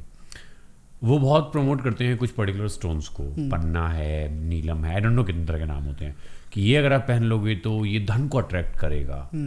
मतलब ये एस्ट्रोलॉजी में ही मुझे लगता है कि एक लेवल और अब चले गए हैं. कि अभी तक तो मेरे जन्म होने पर बात हो रही थी कि मैं पैदा हुआ हूँ तो सब कुछ नक्षत्र तय हो गए हैं. ये सज्जन तो लेके आ गए हैं कि ये पत्थर ले आओ भाई साहब, अमीर बन जाओगे. हाँ. तो देखो, पहली चीज़ तो एक ऑब्जर्वेशन देखा गया है कि 90% लोग ना गलत जेमस्टोन पहनते हैं. लोगों को पता ही नहीं होता कि कौन सा सही जेमस्टोन है उनके लिए. पहले जेमस्टोन का साइंस समझते हैं, जेमस्टोन का एक्चुअली वर्क करता है नहीं करता, क्या इसके पीछे का इसका सिस्टम क्या है वो समझो. हमने थोड़ी देर पहले एक बात की थी कि from macro level to micro level everything is connected to a particular planet. जैसे पन्ना का आपने अभी नाम लिया, पन्ना बुध ग्रह से एसोसिएटेड है, नीलम शनि ग्रह से एसोसिएटेड है, पुखराज जो है वो जुपिटर से एसोसिएटेड है, मूंगा जो है रेड कोरल वो मार्स प्लैनेट से एसोसिएटेड है. इस तरह से so on and so fourth अलग अलग, जैसे मोती चंद्र से मून से एसोसिएटेड है. अब आप देखोगे तो इनका काम क्या होता है, जैसे कि जब भी आप कोई स्टोन अपनी बॉडी पे धारण करते हो, they act like a receptors, कि जो कॉस्मिक रेज आ रही हैं उसको वो थोड़ा सा एम्पलीफाई करके आपकी बॉडी तक लेके आती है. सेम चीज़ आप कलर्स के साथ भी समझ सकते हो. जैसे आप देखोगे स्पिरिचुअल मास्टर्स, हमने कहा कि येलो कलर ज़्यादा पहनते हैं. तो येलो क्यों? येलो ज्ञान का कलर, जुपिटर से एसोसिएटेड है ना. स्पिरिचुअलिटी का ग्रह कौन सा है? जुपिटर है, इसलिए यह येलो कलर को ऑस्पिशियस माना गया. पीले रंग को पवित्र माना गया, इसलिए मंदिरों में या उस जगह आपको येलो ज़्यादा दिखेगा. रेड कलर जो है वो डेंजर साइन में देखा गया है. ठीक है, रेड कलर क्यों? क्योंकि वो मार्स से एसोसिएटेड. मार्स क्या है? Something very intense. एक्सीडेंट्स का कनेक्शन भी मार्स से देखा गया है. तो रेड कलर की कनेक्टिविटी वहाँ से आई, डेंजर का साइन दिया गया. तो उसी तरह जेमस्टोन्स भी क्या हो रहे हैं, हर प्लैनेट का एक जेमस्टोन्स है जो एक पर्टिकुलर एनर्जी को एब्जॉर्ब करता है. अब मैंने एक बात कही कि बहुत सारे लोग जो हैं जो गलत जेमस्टोन पहन के रखे हुए हैं. उसका कारण क्या है कि लेट्स से कि किसी कोई पर्टिकुलर प्लैनेट, मून की हम बात करते हैं, बहुत सारे लोग, आपने बहुत कॉमन प्रैक्टिस इंडिया में देखी होगी, किसी को गुस्सा ज़्यादा आता है मोती पहना दो, चांदी में मोती पहना दो, इससे तो गुस्सा बहुत तेज आता है. क्यों? शांत करता है. शांत करता है. क्यों? क्योंकि ये देखा गया कि जो मून है वो ठंडा ग्रह है, शीतलता है उसमें. लेकिन आप देखोगे बहुत सारे ऐसे लोग जिन्होंने मोती तो पहना है बट हार्डली कोई डिफरेंस है उनके बिहेवियर में. इनफैक्ट जब से उन्होंने मोती पहना है दे आर मोर एंग्शियस. ऐसा क्यों हो रहा है? बिकॉज मून जो मोती जो उन्होंने पहना है वो मून को एक्टिवेट कर रहा है, मून की एनर्जी को और एम्पलीफाई कर रहा है उस पर्टिकुलर पर्सन के लिए. तो मून लेट से उसकी कुंडली में बैड हाउसेस में बैठा, 6, 8, 12 खराब हाउसेस माने गए. स्पेशली अगर 8वें हाउस की हम बात करें, वहाँ पे मून का मरण कारक स्थान हम बोलते हैं कि it's not a favourable position for moon. और 8th house itself is a house of struggle या समथिंग अनएक्सपेक्टेड, कुछ बुरा हो जाना, वो 8th हाउस से देखा जाता है. मून किसी का 8th हाउस में, आपने उसको मोती पहना दिया, आपने क्या किया, उस मून की एनर्जी को और पावर दे दिया. इट्स लाइक कोई मेरा दुश्मन है, मैंने अपने दुश्मन को और पावर दे दी. तो अब जो उसके साथ अच्छा आप सोच रहे थे होगा, एक्चुअली में उसके साथ और ख़राब होने लग गया उसको पहनने के बाद. तो जेमस्टोन्स की साइंस ये कहती है हमें, जो हम 12 घर की हम बात कर रहे थे, जो सबसे सेफ प्रैक्टिस बताई गई है जेमस्टोन्स की, वो बोला गया है कि आप सिर्फ 1st हाउस, 5th हाउस और 9th हाउस, ये सबसे ऑस्पिशियस हाउसेस माने गए हैं कुंडली में. 1st हाउस आपकी खुद की फिजिकल बॉडी, आप खुद हो. 5th हाउस आपका पूर्व पुण्य जो है. 9th हाउस आपका भाग्य. इससे रिलेटेड चीज़ें का जो जेमस्टोन है आप पहन सकते हो. वो भी, उसमें भी एक कैच है कि उसका जो लॉर्ड है, राशि लॉर्ड, वो कहीं और ख़राब हाउस में नहीं बैठा होना चाहिए, वरना उसको एक्टिवेट करेगा. तो अगेन वही बात है ना कि सिर्फ सुपरफिशियली देख के कुछ भी नहीं बोलना चाहिए. इसको बहुत डीप जाना पड़ता है. द होल आइडिया इज कि ये बहुत उलझी हुई चीज़ है, उलझा दिया है. हाँ, लेट्स नॉट गो देयर. ठीक है, it's good to avoid it. Better to avoid it if you don't know it. हाँ, है ना, क्योंकि भाई अगर आपको किसी चीज़ का नहीं बिकॉज मुझे नहीं लगता है कि इतना इन डिटेल कोई थॉट उस चीज़ को देता है. एज अ कॉमन पर्सन अगर मैं देखूँ तो ना टाइम है, ना समझ में आ रहा है. अभी आप जो मेरे से बात कर रहे हो कि ये हाउसेज हैं या इसका ये रिप्रेजेंटेशन है, ये 1st house, 5th house, 7th house, तो मेरे लिए ऐसे वो एलियन की तरह जा रहा है. बिकॉज आपने इसको पढ़ा नहीं है. हाँ, मैं वही बात कर रहा हूँ कि मैं एक कॉमन पर्सन हूँ और मैं सिर्फ उसी पर्सपेक्टिव से सवाल यहाँ पर बैठकर पूछ रहा हूँ कि मेरी ज़िंदगी में क्या इम्पैक्ट होगा इन सब चीज़ों का. सो आप कह रहे हो द सजेशन इज़ कि it's better to avoid it. Okay, बात करना चाहूँगा पामिस्ट्री की. क्या है, कैसे काम करता है ये? मेरे हाथों की जो लकीरें हैं ये कैसे आपको ये बता सकती हैं कि मेरा जीवन कैसा होगा? Like how can they decide? तो हम ऐसा बोलते हैं कि साइंटिफिकली अगर हम बात करें, ठीक है, तो हमारे ब्रेन से, हमारे इस रीजन से मैक्सिमम जो नर्व्स है हमारे हाथों की तरफ बढ़ रही हैं इस रीजन से. ठीक है, तो हमारे ब्रेन का जो पैटर्न है ना, वो हम कैसा सोच रहे हैं, कैसा हमारा थॉट प्रोसेस है, वो हाथ पे रिफ्लेक्ट होता है. पुराने टाइम में आप देखोगे सिर्फ नाड़ी देख के ये बता देते थे कि इसको क्या बीमारी लगी है, इसको क्या हुआ है, क्या दिक्कत है.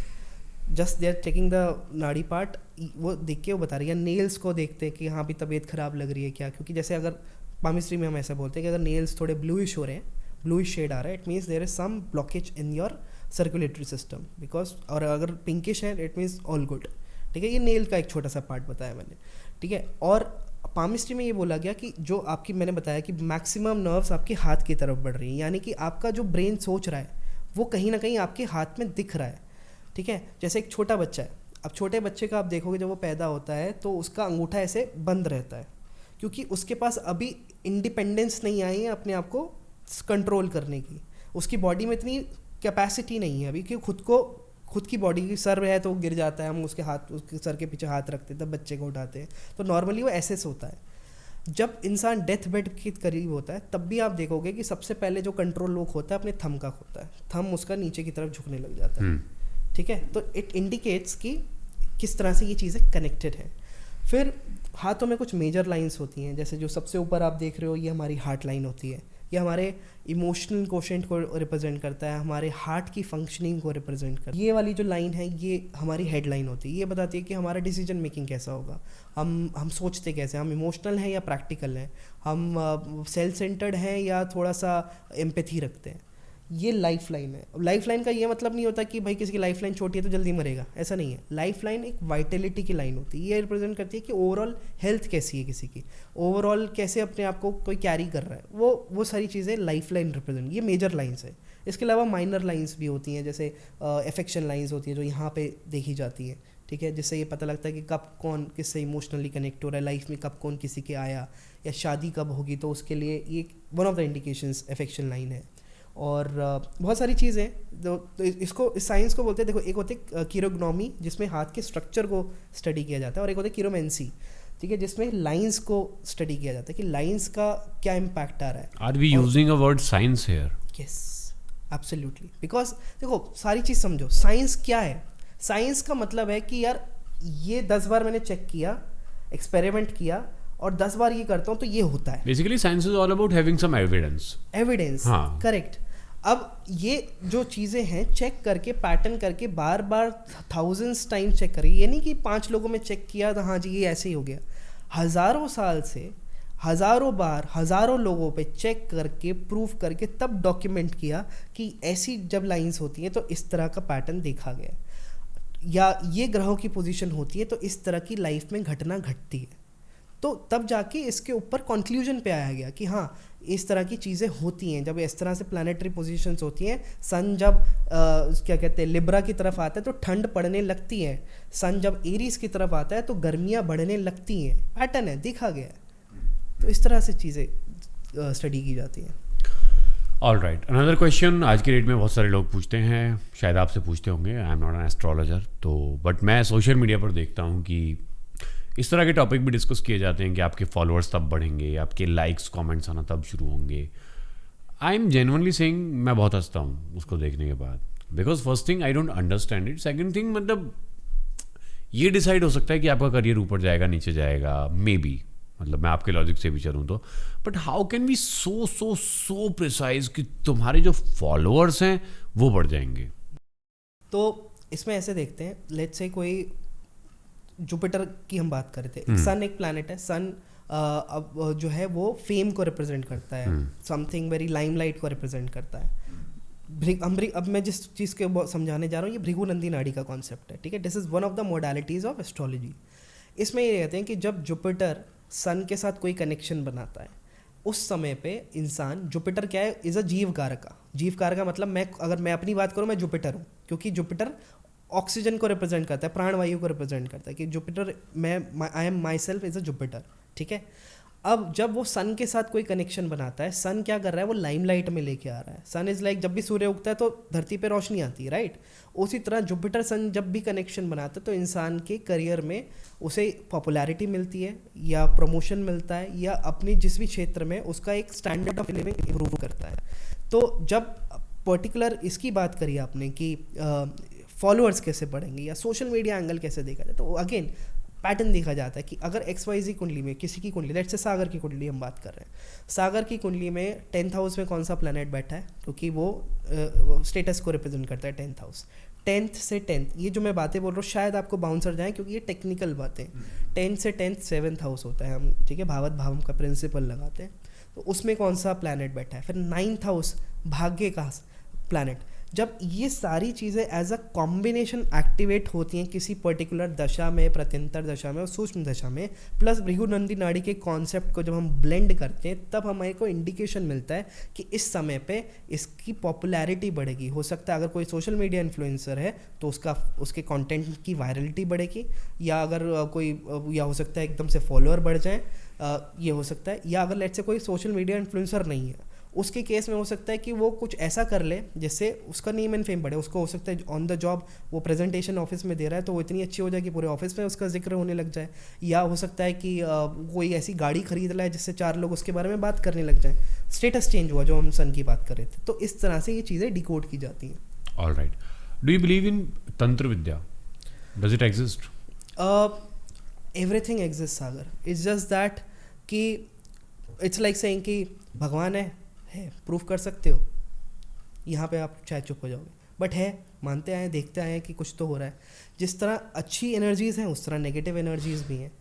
तो तंत्र पे मैंने बहुत ज़्यादा, क्योंकि ऑब्वियसली ये ऑल टुगेदर डिफरेंट एक पैरेलल विद्या है, ठीक है। ज्योतिष एक स्टडी ऑफ प्लैनेट्स है, एस्ट्रोलॉजी ये डिफरेंट है, तंत्र एक all together different concept. But when we are talking about jyotish, when we are talking about astrology, we are simply concluding it as if कि हम कंट्रोल नहीं कर सकते हैं, ठीक है। इसको हमारा ऑलरेडी कंट्रोल है वहाँ पे, वी कैंट चेंज इट, ठीक है, अनअवॉइडेबल होता है।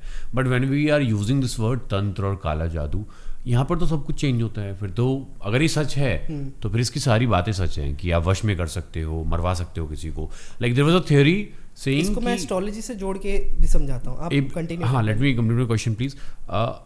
इरफान खान की डेथ हुई तो उस टाइम पर बोला गया कि उनके ऊपर तंत्र विद्या कराई गई थी, और जो मदारी फिल्म के डायरेक्टर थे, तो बेसिकली वो फिल्म का शूट कंप्लीट हुआ, वापस आए, वो तीनों लोग बीमार हो गए, डायरेक्टर, प्रोड्यूसर, एक्टर, और उसके बाद उनकी डेथ हो गई। अगर ये बात सच है तो फिर तो ये बहुत ही चिंताजनक है कि आप इस पे तो आप क्या ही जोर चलाओगे, मुझे क्या पता कौन तंत्र कर रहा है किसके ऊपर, how can you do it? Right, तो इसको आप ऐसे समझो, पहले तो अगर एस्ट्रोलॉजिकली हम बात करें तो अभी जितनी देर हमने कॉन्वर्सेशन मैंने की, मैंने हर बात पे एक कॉमन आंसर दिया कि हर चीज़ का कॉम्बिनेशन होता है चार्ट में, जिसको एक एस्ट्रोलॉजर इंटरप्रेट करके ये बताता है क्या इसके साथ ये हो सकता है या नहीं हो सकता है। तंत्र की जब हम बात करते हैं तो there is a combination in jyotish जिसमें एक person is more vulnerable to नज़र लगना या इस तरह की तंत्र बाधा या नेगेटिव चीज़ों का। फॉर एग्जांपल किसी का मार्स केतु साथ में बैठा होता है, स्पेशली अगर ये combination 8th house 12th house में बन रहे हो तो ज़्यादा ये चीज़ें देखी गई हैं। Mars Ketu is one combination. फिर सबसे इंपॉर्टेंट है लग्नेश का वीक होना। लग्नेश क्या होता है? लग्नेश आप खुद होते हो। First house is your physical body. अगर मैं कमज़ोर हूँ, मैं वीक हूँ, तो मैं जल्दी अफेक्ट होऊंगा किसी भी चीज़ से। कोई मेरे को कोई एक टॉन्ट भी मारेगा, ताना मारेगा, तो मेरा पूरा दिन ख़राब होगा, मैं इमोशनली डिस्टर्ब हो जाऊँगा। बट अगर मैं हेड स्ट्रांग हूँ, मेरे को कोई कुछ भी कितने से कितना बड़ा भी ट्रोल कर लेगा, मुझे कोई फ़र्क नहीं पड़ेगा। ये मैं एक डेली लाइफ का एग्जांपल ले रहा हूँ। उसी तरह अगर लग्नेश किसी का स्ट्रांग है और भाग्य का स्थान स्ट्रांग है तो कोई कुछ भी कर ले, कोई फ़र्क नहीं पड़ता है। पहली चीज़, अगर ऐसा होता तो मोदी जी पे कितने लोगों ने तंत्र करने की कोशिश की होती, उनको मारने की कोशिश की, हुआ क्या? नहीं हुआ, ठीक है। तो अगर किसी, हम इसमें ऐसे बोलते हैं कि वल्नरेबिलिटी की जो हम बात कर रहे थे कि किसी का लग्नेश वीक है, लग्नेश मतलब फिजिकल बॉडी और मेंटल हेल्थ वीक है, ठीक है, उसके ऊपर अगर कोई नेगेटिव एनर्जी की तरफ, देखो तंत्र के बारे में मुझे बहुत डीप नहीं पता है बिकॉज इसकी मैंने पढ़ाई नहीं की, मेरी जो स्टडीज़ है वो ज्योतिष पे है।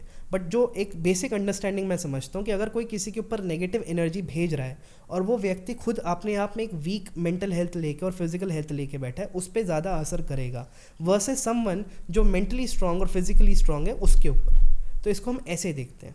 हाँ, so wonderful. Okay, another thing, Ayushmann Khurrana ने अपने नाम में 2 बार एन लगवाया था।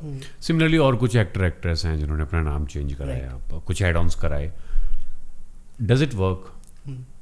तो देखो, ये अभी हम बात करें न्यूमरोलॉजी की अब नाउ, कि न्यूमरोलॉजी में जैसे हम बात कर रहे थे ना कि everything from macro to micro is associated with planets, चाहे वो नंबर हो, चाहे वो खाने की चीज़ हो, चाहे वो कोई कलर हो, चाहे वो जेमस्टोन हो, सब चीज़ प्लान या कोई अल्फ़ाबेट हो, कोई प्लैनेट से कनेक्टेड है। तो अब यहाँ पे ये आपका, अगर आपका सवाल है कि नाम चेंज, स्पेलिंग चेंज करने से, एक्स्ट्रा अल्फ़ाबेट लगाने से क्या लाइफ चेंज हो जाती है, तो ये मेरा पर्सनल ओपिनियन है कि ऐसा नहीं होता है।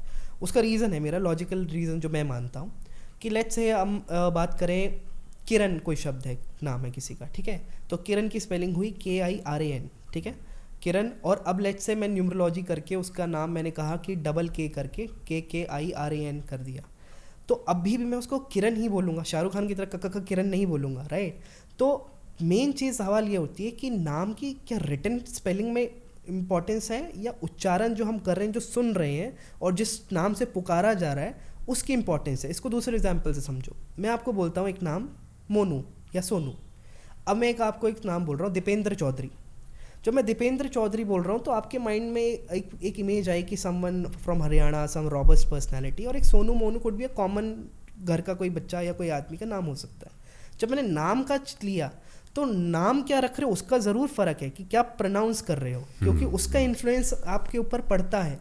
But just by changing the spelling, ये मेरा ओपिनियन है कि कोई फ़र्क नहीं पड़ता है। हाँ, जब दशा चेंज होगी, कि दशा मतलब क्या होता है कि एक तो हो गया आपकी कुंडली, कि कुंडली ने क्या प्रॉमिस किया कि आप क्या चीज़ें एक्सप्लोर करोगे, क्या विटनेस करोगे लाइफ में, कब करोगे, ये दशा बताती है। दशा इज़ बेसिकली द डिलीवरी गाय, कि आपके चार्ट में एक पर्टिकुलर राजयोग है और आप देख रहे हैं आपको तो रोज़ की अगले EMI आ रही है, आपको उसकी टेंशन है। वो पंडित जी तो बोल रहे थे ये तो बड़ा राजयोग लेके पैदा हुआ है, वो सब लेके, यहाँ तो डेली लाइफ के लिए आप फाइट कर रहे हो, कहाँ गया राजयोग, ठीक है। तो वो राजयोग तब फलित होगा जब उस पर्टिकुलर प्लैनेट की जो राजयोग दे रहा है वो एक्टिवेट होगी, उसकी दशा आएगी, तब वो आप एक्सपीरियंस करो। तो उसी तरह न्यूमरोलॉजिकली में जब नाम में आप स्पेलिंग चेंज करो या ना करो, जब दशा चेंज होगी अच्छा टाइम आएगा, बाय डिफ़ॉल्ट लाइफ में अच्छा होएगा। तो that's how it works. Okay, another thing, कुछ लोग इस तरह की चीज़ें भी बताते हैं कि आपका कॉन्टैक्ट नंबर बहुत कुछ डिसाइड करता है, आपके फ़ोन नंबर के डिजिट्स क्या हैं, उसका इवन एडिशन जो कर रहे हो, इवन आ रहा है, ऑड आ रहा है, आपकी गाड़ी का नंबर। इनफैक्ट अभी तो आईफोन का भी निकल आया है कि भैया आईफोन आता है, पहले एस्ट्रोलॉजर आ जाते हैं बताने के लिए। तो ये हो क्या रहा है दुनिया में? क्या मैं रोबोट बनूं या मैं किसी एस्ट्रोलॉजर को चाट जाऊं, पूरा खा जाऊं? मैं क्या, कैसे बचूं मैं? सागर, अगर आप 15 मिनट एस्ट्रोलॉजी रील्स देख लो ना, हाँ, तो आप 15 मिनट बाद आपको ये बिलीफ हो जाएगा कि मेरे नंबर गलत है, मेरे नाम मेरे सब कुछ गलत है, मैं पैदा गलत हो गया, मैं गलत फैमिली में हो गया, मैंने कलर गलत पहना है, वो सब चीज़ें गलत बता देंगे। हाँ, तो यही मैं इसी चीज़ के लिए मैं सारी बात कर रहा हूँ कि ये रियल एस्ट्रोलॉजी बन गई, this is not the real astrology. But क्या ये बकैती एग्जिस्ट करती है कि ये iPhone 17 आया, मतलब लिटरली एक लड़का था कह रहा एक नंबर इसको रिप्रेजेंट करता है, 7 इसको करता है, जमा कर दो इतने। अरे तू पागल वागल है, तू क्या भूसा खा के आया है तू?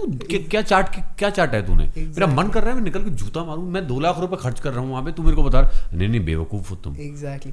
तो अभी थोड़ी देर पहले हम पॉडकास्ट की शुरुआत में ये बात कर रहे थे कि एस्ट्रोलॉजी का काम कंफ्यूज करना नहीं है, कंफ्यूजन को क्लियर करना है। ये जो बखेड़ा चल रहा है ना आसपास, यही कंफ्यूजन क्रिएट करा, and this is the reason you have probably invited me to have a senseful talk कि हाँ एक्चुअली हो क्या रहा है उसके बारे में। हाँ, मैं इंटरेस्टेड हूँ एक्चुअली जानने में। हर चीज, तुम्हारा फोन नंबर गलत है, तुम्हारी गाड़ी का नंबर गलत है, तुम्हारा हाउस नंबर गलत है, तुम्हारा बात एक मैंने देखा लिटरली, मतलब बहुत बड़े पॉडकास्टर के शो पे आया था, वो बता रहा है कि तुम्हारा वॉशरूम इस तरफ है तो ये है, पता नहीं क्या क्या बोल के चला गया। कुल मिला के उसकी बात का पॉइंट ये था, तुम सब फुद्दू हो, तुम सब गरीब मरोगे, तुम्हें जाओ दिक्कतें होंगी। मैं आपको एक चीज़ बताता हूँ, एक बहुत बड़ा जो आजकल स्कैम चल रहा है, आजकल क्या बहुत टाइम से चल रहा है। हाँ, एस्ट्रोलॉजर ने देख लिया कि अभी इसके 2 महीने बाद इसका अच्छा टाइम चालू होने वाला है। हाँ, अब वो क्या करेगा, वो आपको बोलेगा कि मेरे ये 50-60 हज़ार रुपये की ये पूजा है, या ये रेमेडी कर लो, या मेरे से ये ले लो, ये करा लो, तुम देखो 2 महीने में तुम्हारा सब बढ़िया हो जाएगा। हाँ। उसने क्या किया, 50-60 हज़ार रुपये आपके अंदर कर लिए, और आपके 2 महीने बाद बाय डिफ़ॉल्ट दशा चेंज होनी थी, अच्छा टाइम शुरू होना था। वो उसको पता है कि एस्ट्रोलॉजी मतलब स्टडी ऑफ टाइम ना, उसने वो देख लिया कि अच्छा टाइम हो रहा है, बट उसने वो चीज़ करवा के मटेरियलिस्टिकली आपसे गेन्स ले लिए। आपने पैसे भर दिए, आपका बाय डिफ़ॉल्ट अच्छा टाइम हो गया, आपको लगा ओहो मैंने ये कर लिया तो इस वजह से मेरा अच्छा टाइम हो, अब आप 4 लोग उसको भेजोगे तो ये बिजनेस बन गया।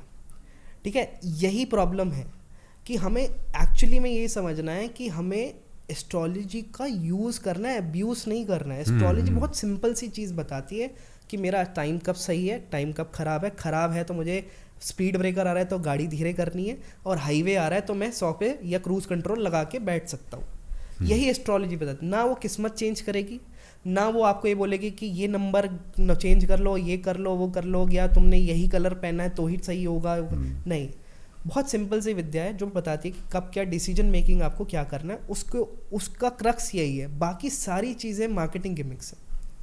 और कन्वीनियंस ऑफ एस्ट्रोलॉजी एक बना दिया गया कि ये भी कर लूँगा तो ये भी हो जाएगा, और इट्स लाइक कि बिजनेस मॉडल बन गए हैं।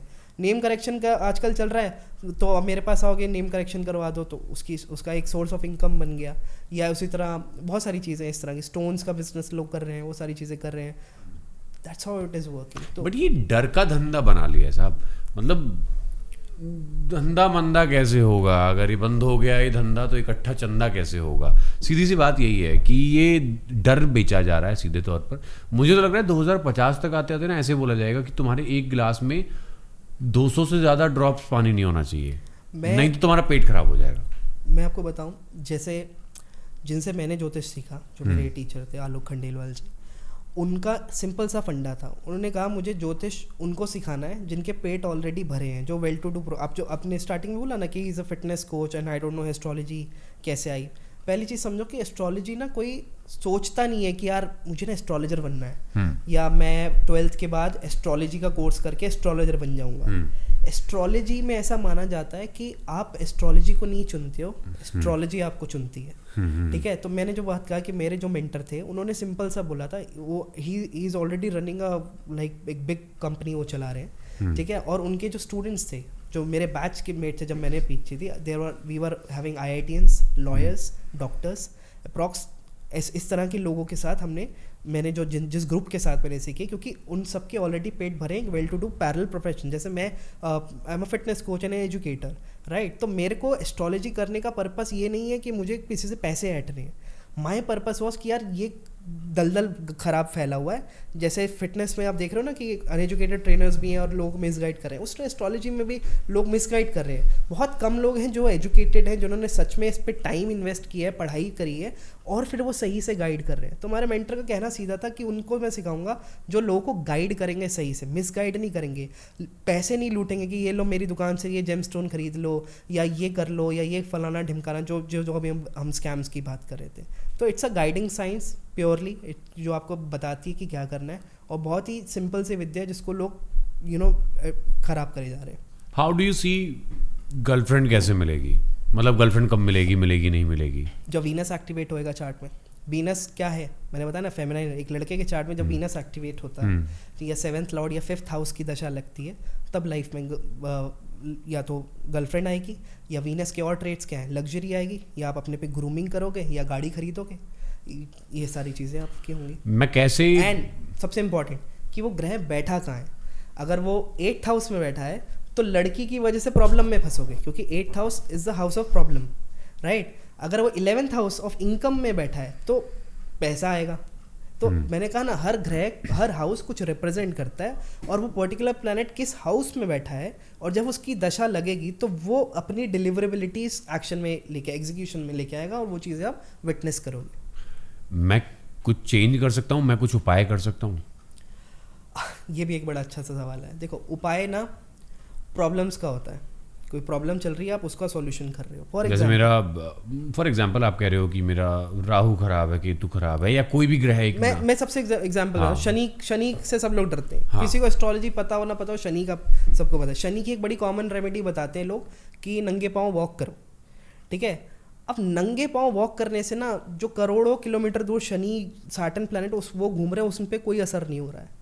शनि सर्टेन पोजीशन में आपकी कुंडली में जब बैठता है तो शनि एक गैस का बबल है, राइट। तो जब वो 5th हाउस में, स्पेशली 5th हाउस हमारे स्टमक एरिया को रिप्रेजेंट करता है, अगर वहाँ पे शनि बैठा है तो गैस्ट्रिक प्रॉब्लम देता है। तो जब आपको गैस्ट्रिक इश्यूज हैं तो the best simple remedy for any layman is to go for a walk. तो जब आप वॉक कर रहे हो, आप शनि नहीं ठीक कर रहे हो, शनि से जो प्रॉब्लम आ रही है आप उसको फिक्स कर रहे हो।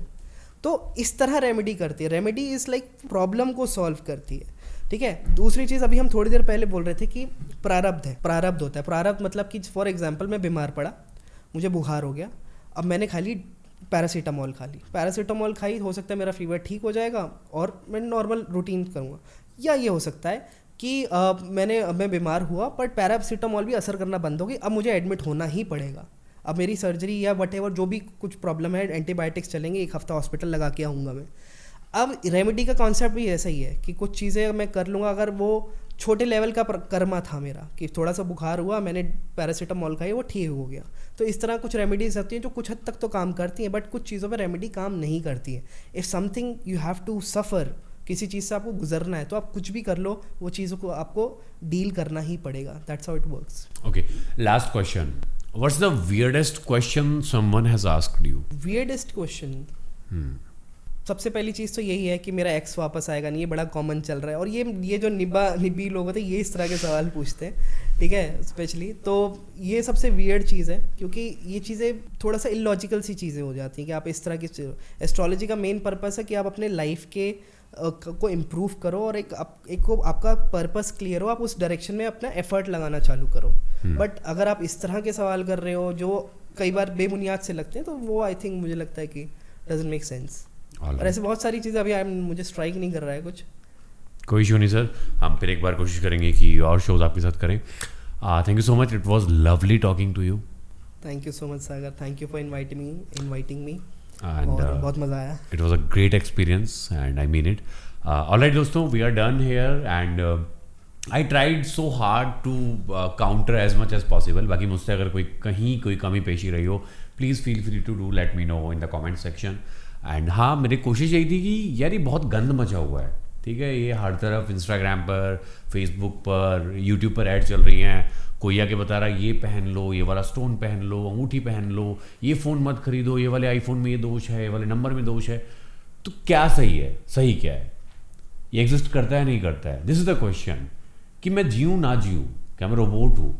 तो मैं कोशिश कर रहा हूँ कि यहाँ पर वो हम निकाल पाए हैं। एंड अगर ऐसा हो पाए तो मुझे बताइएगा ज़रूर। And please just leave a comment, ज़्यादा कुछ नहीं, दिल बना के भेज देना, more than enough. Thank you so much.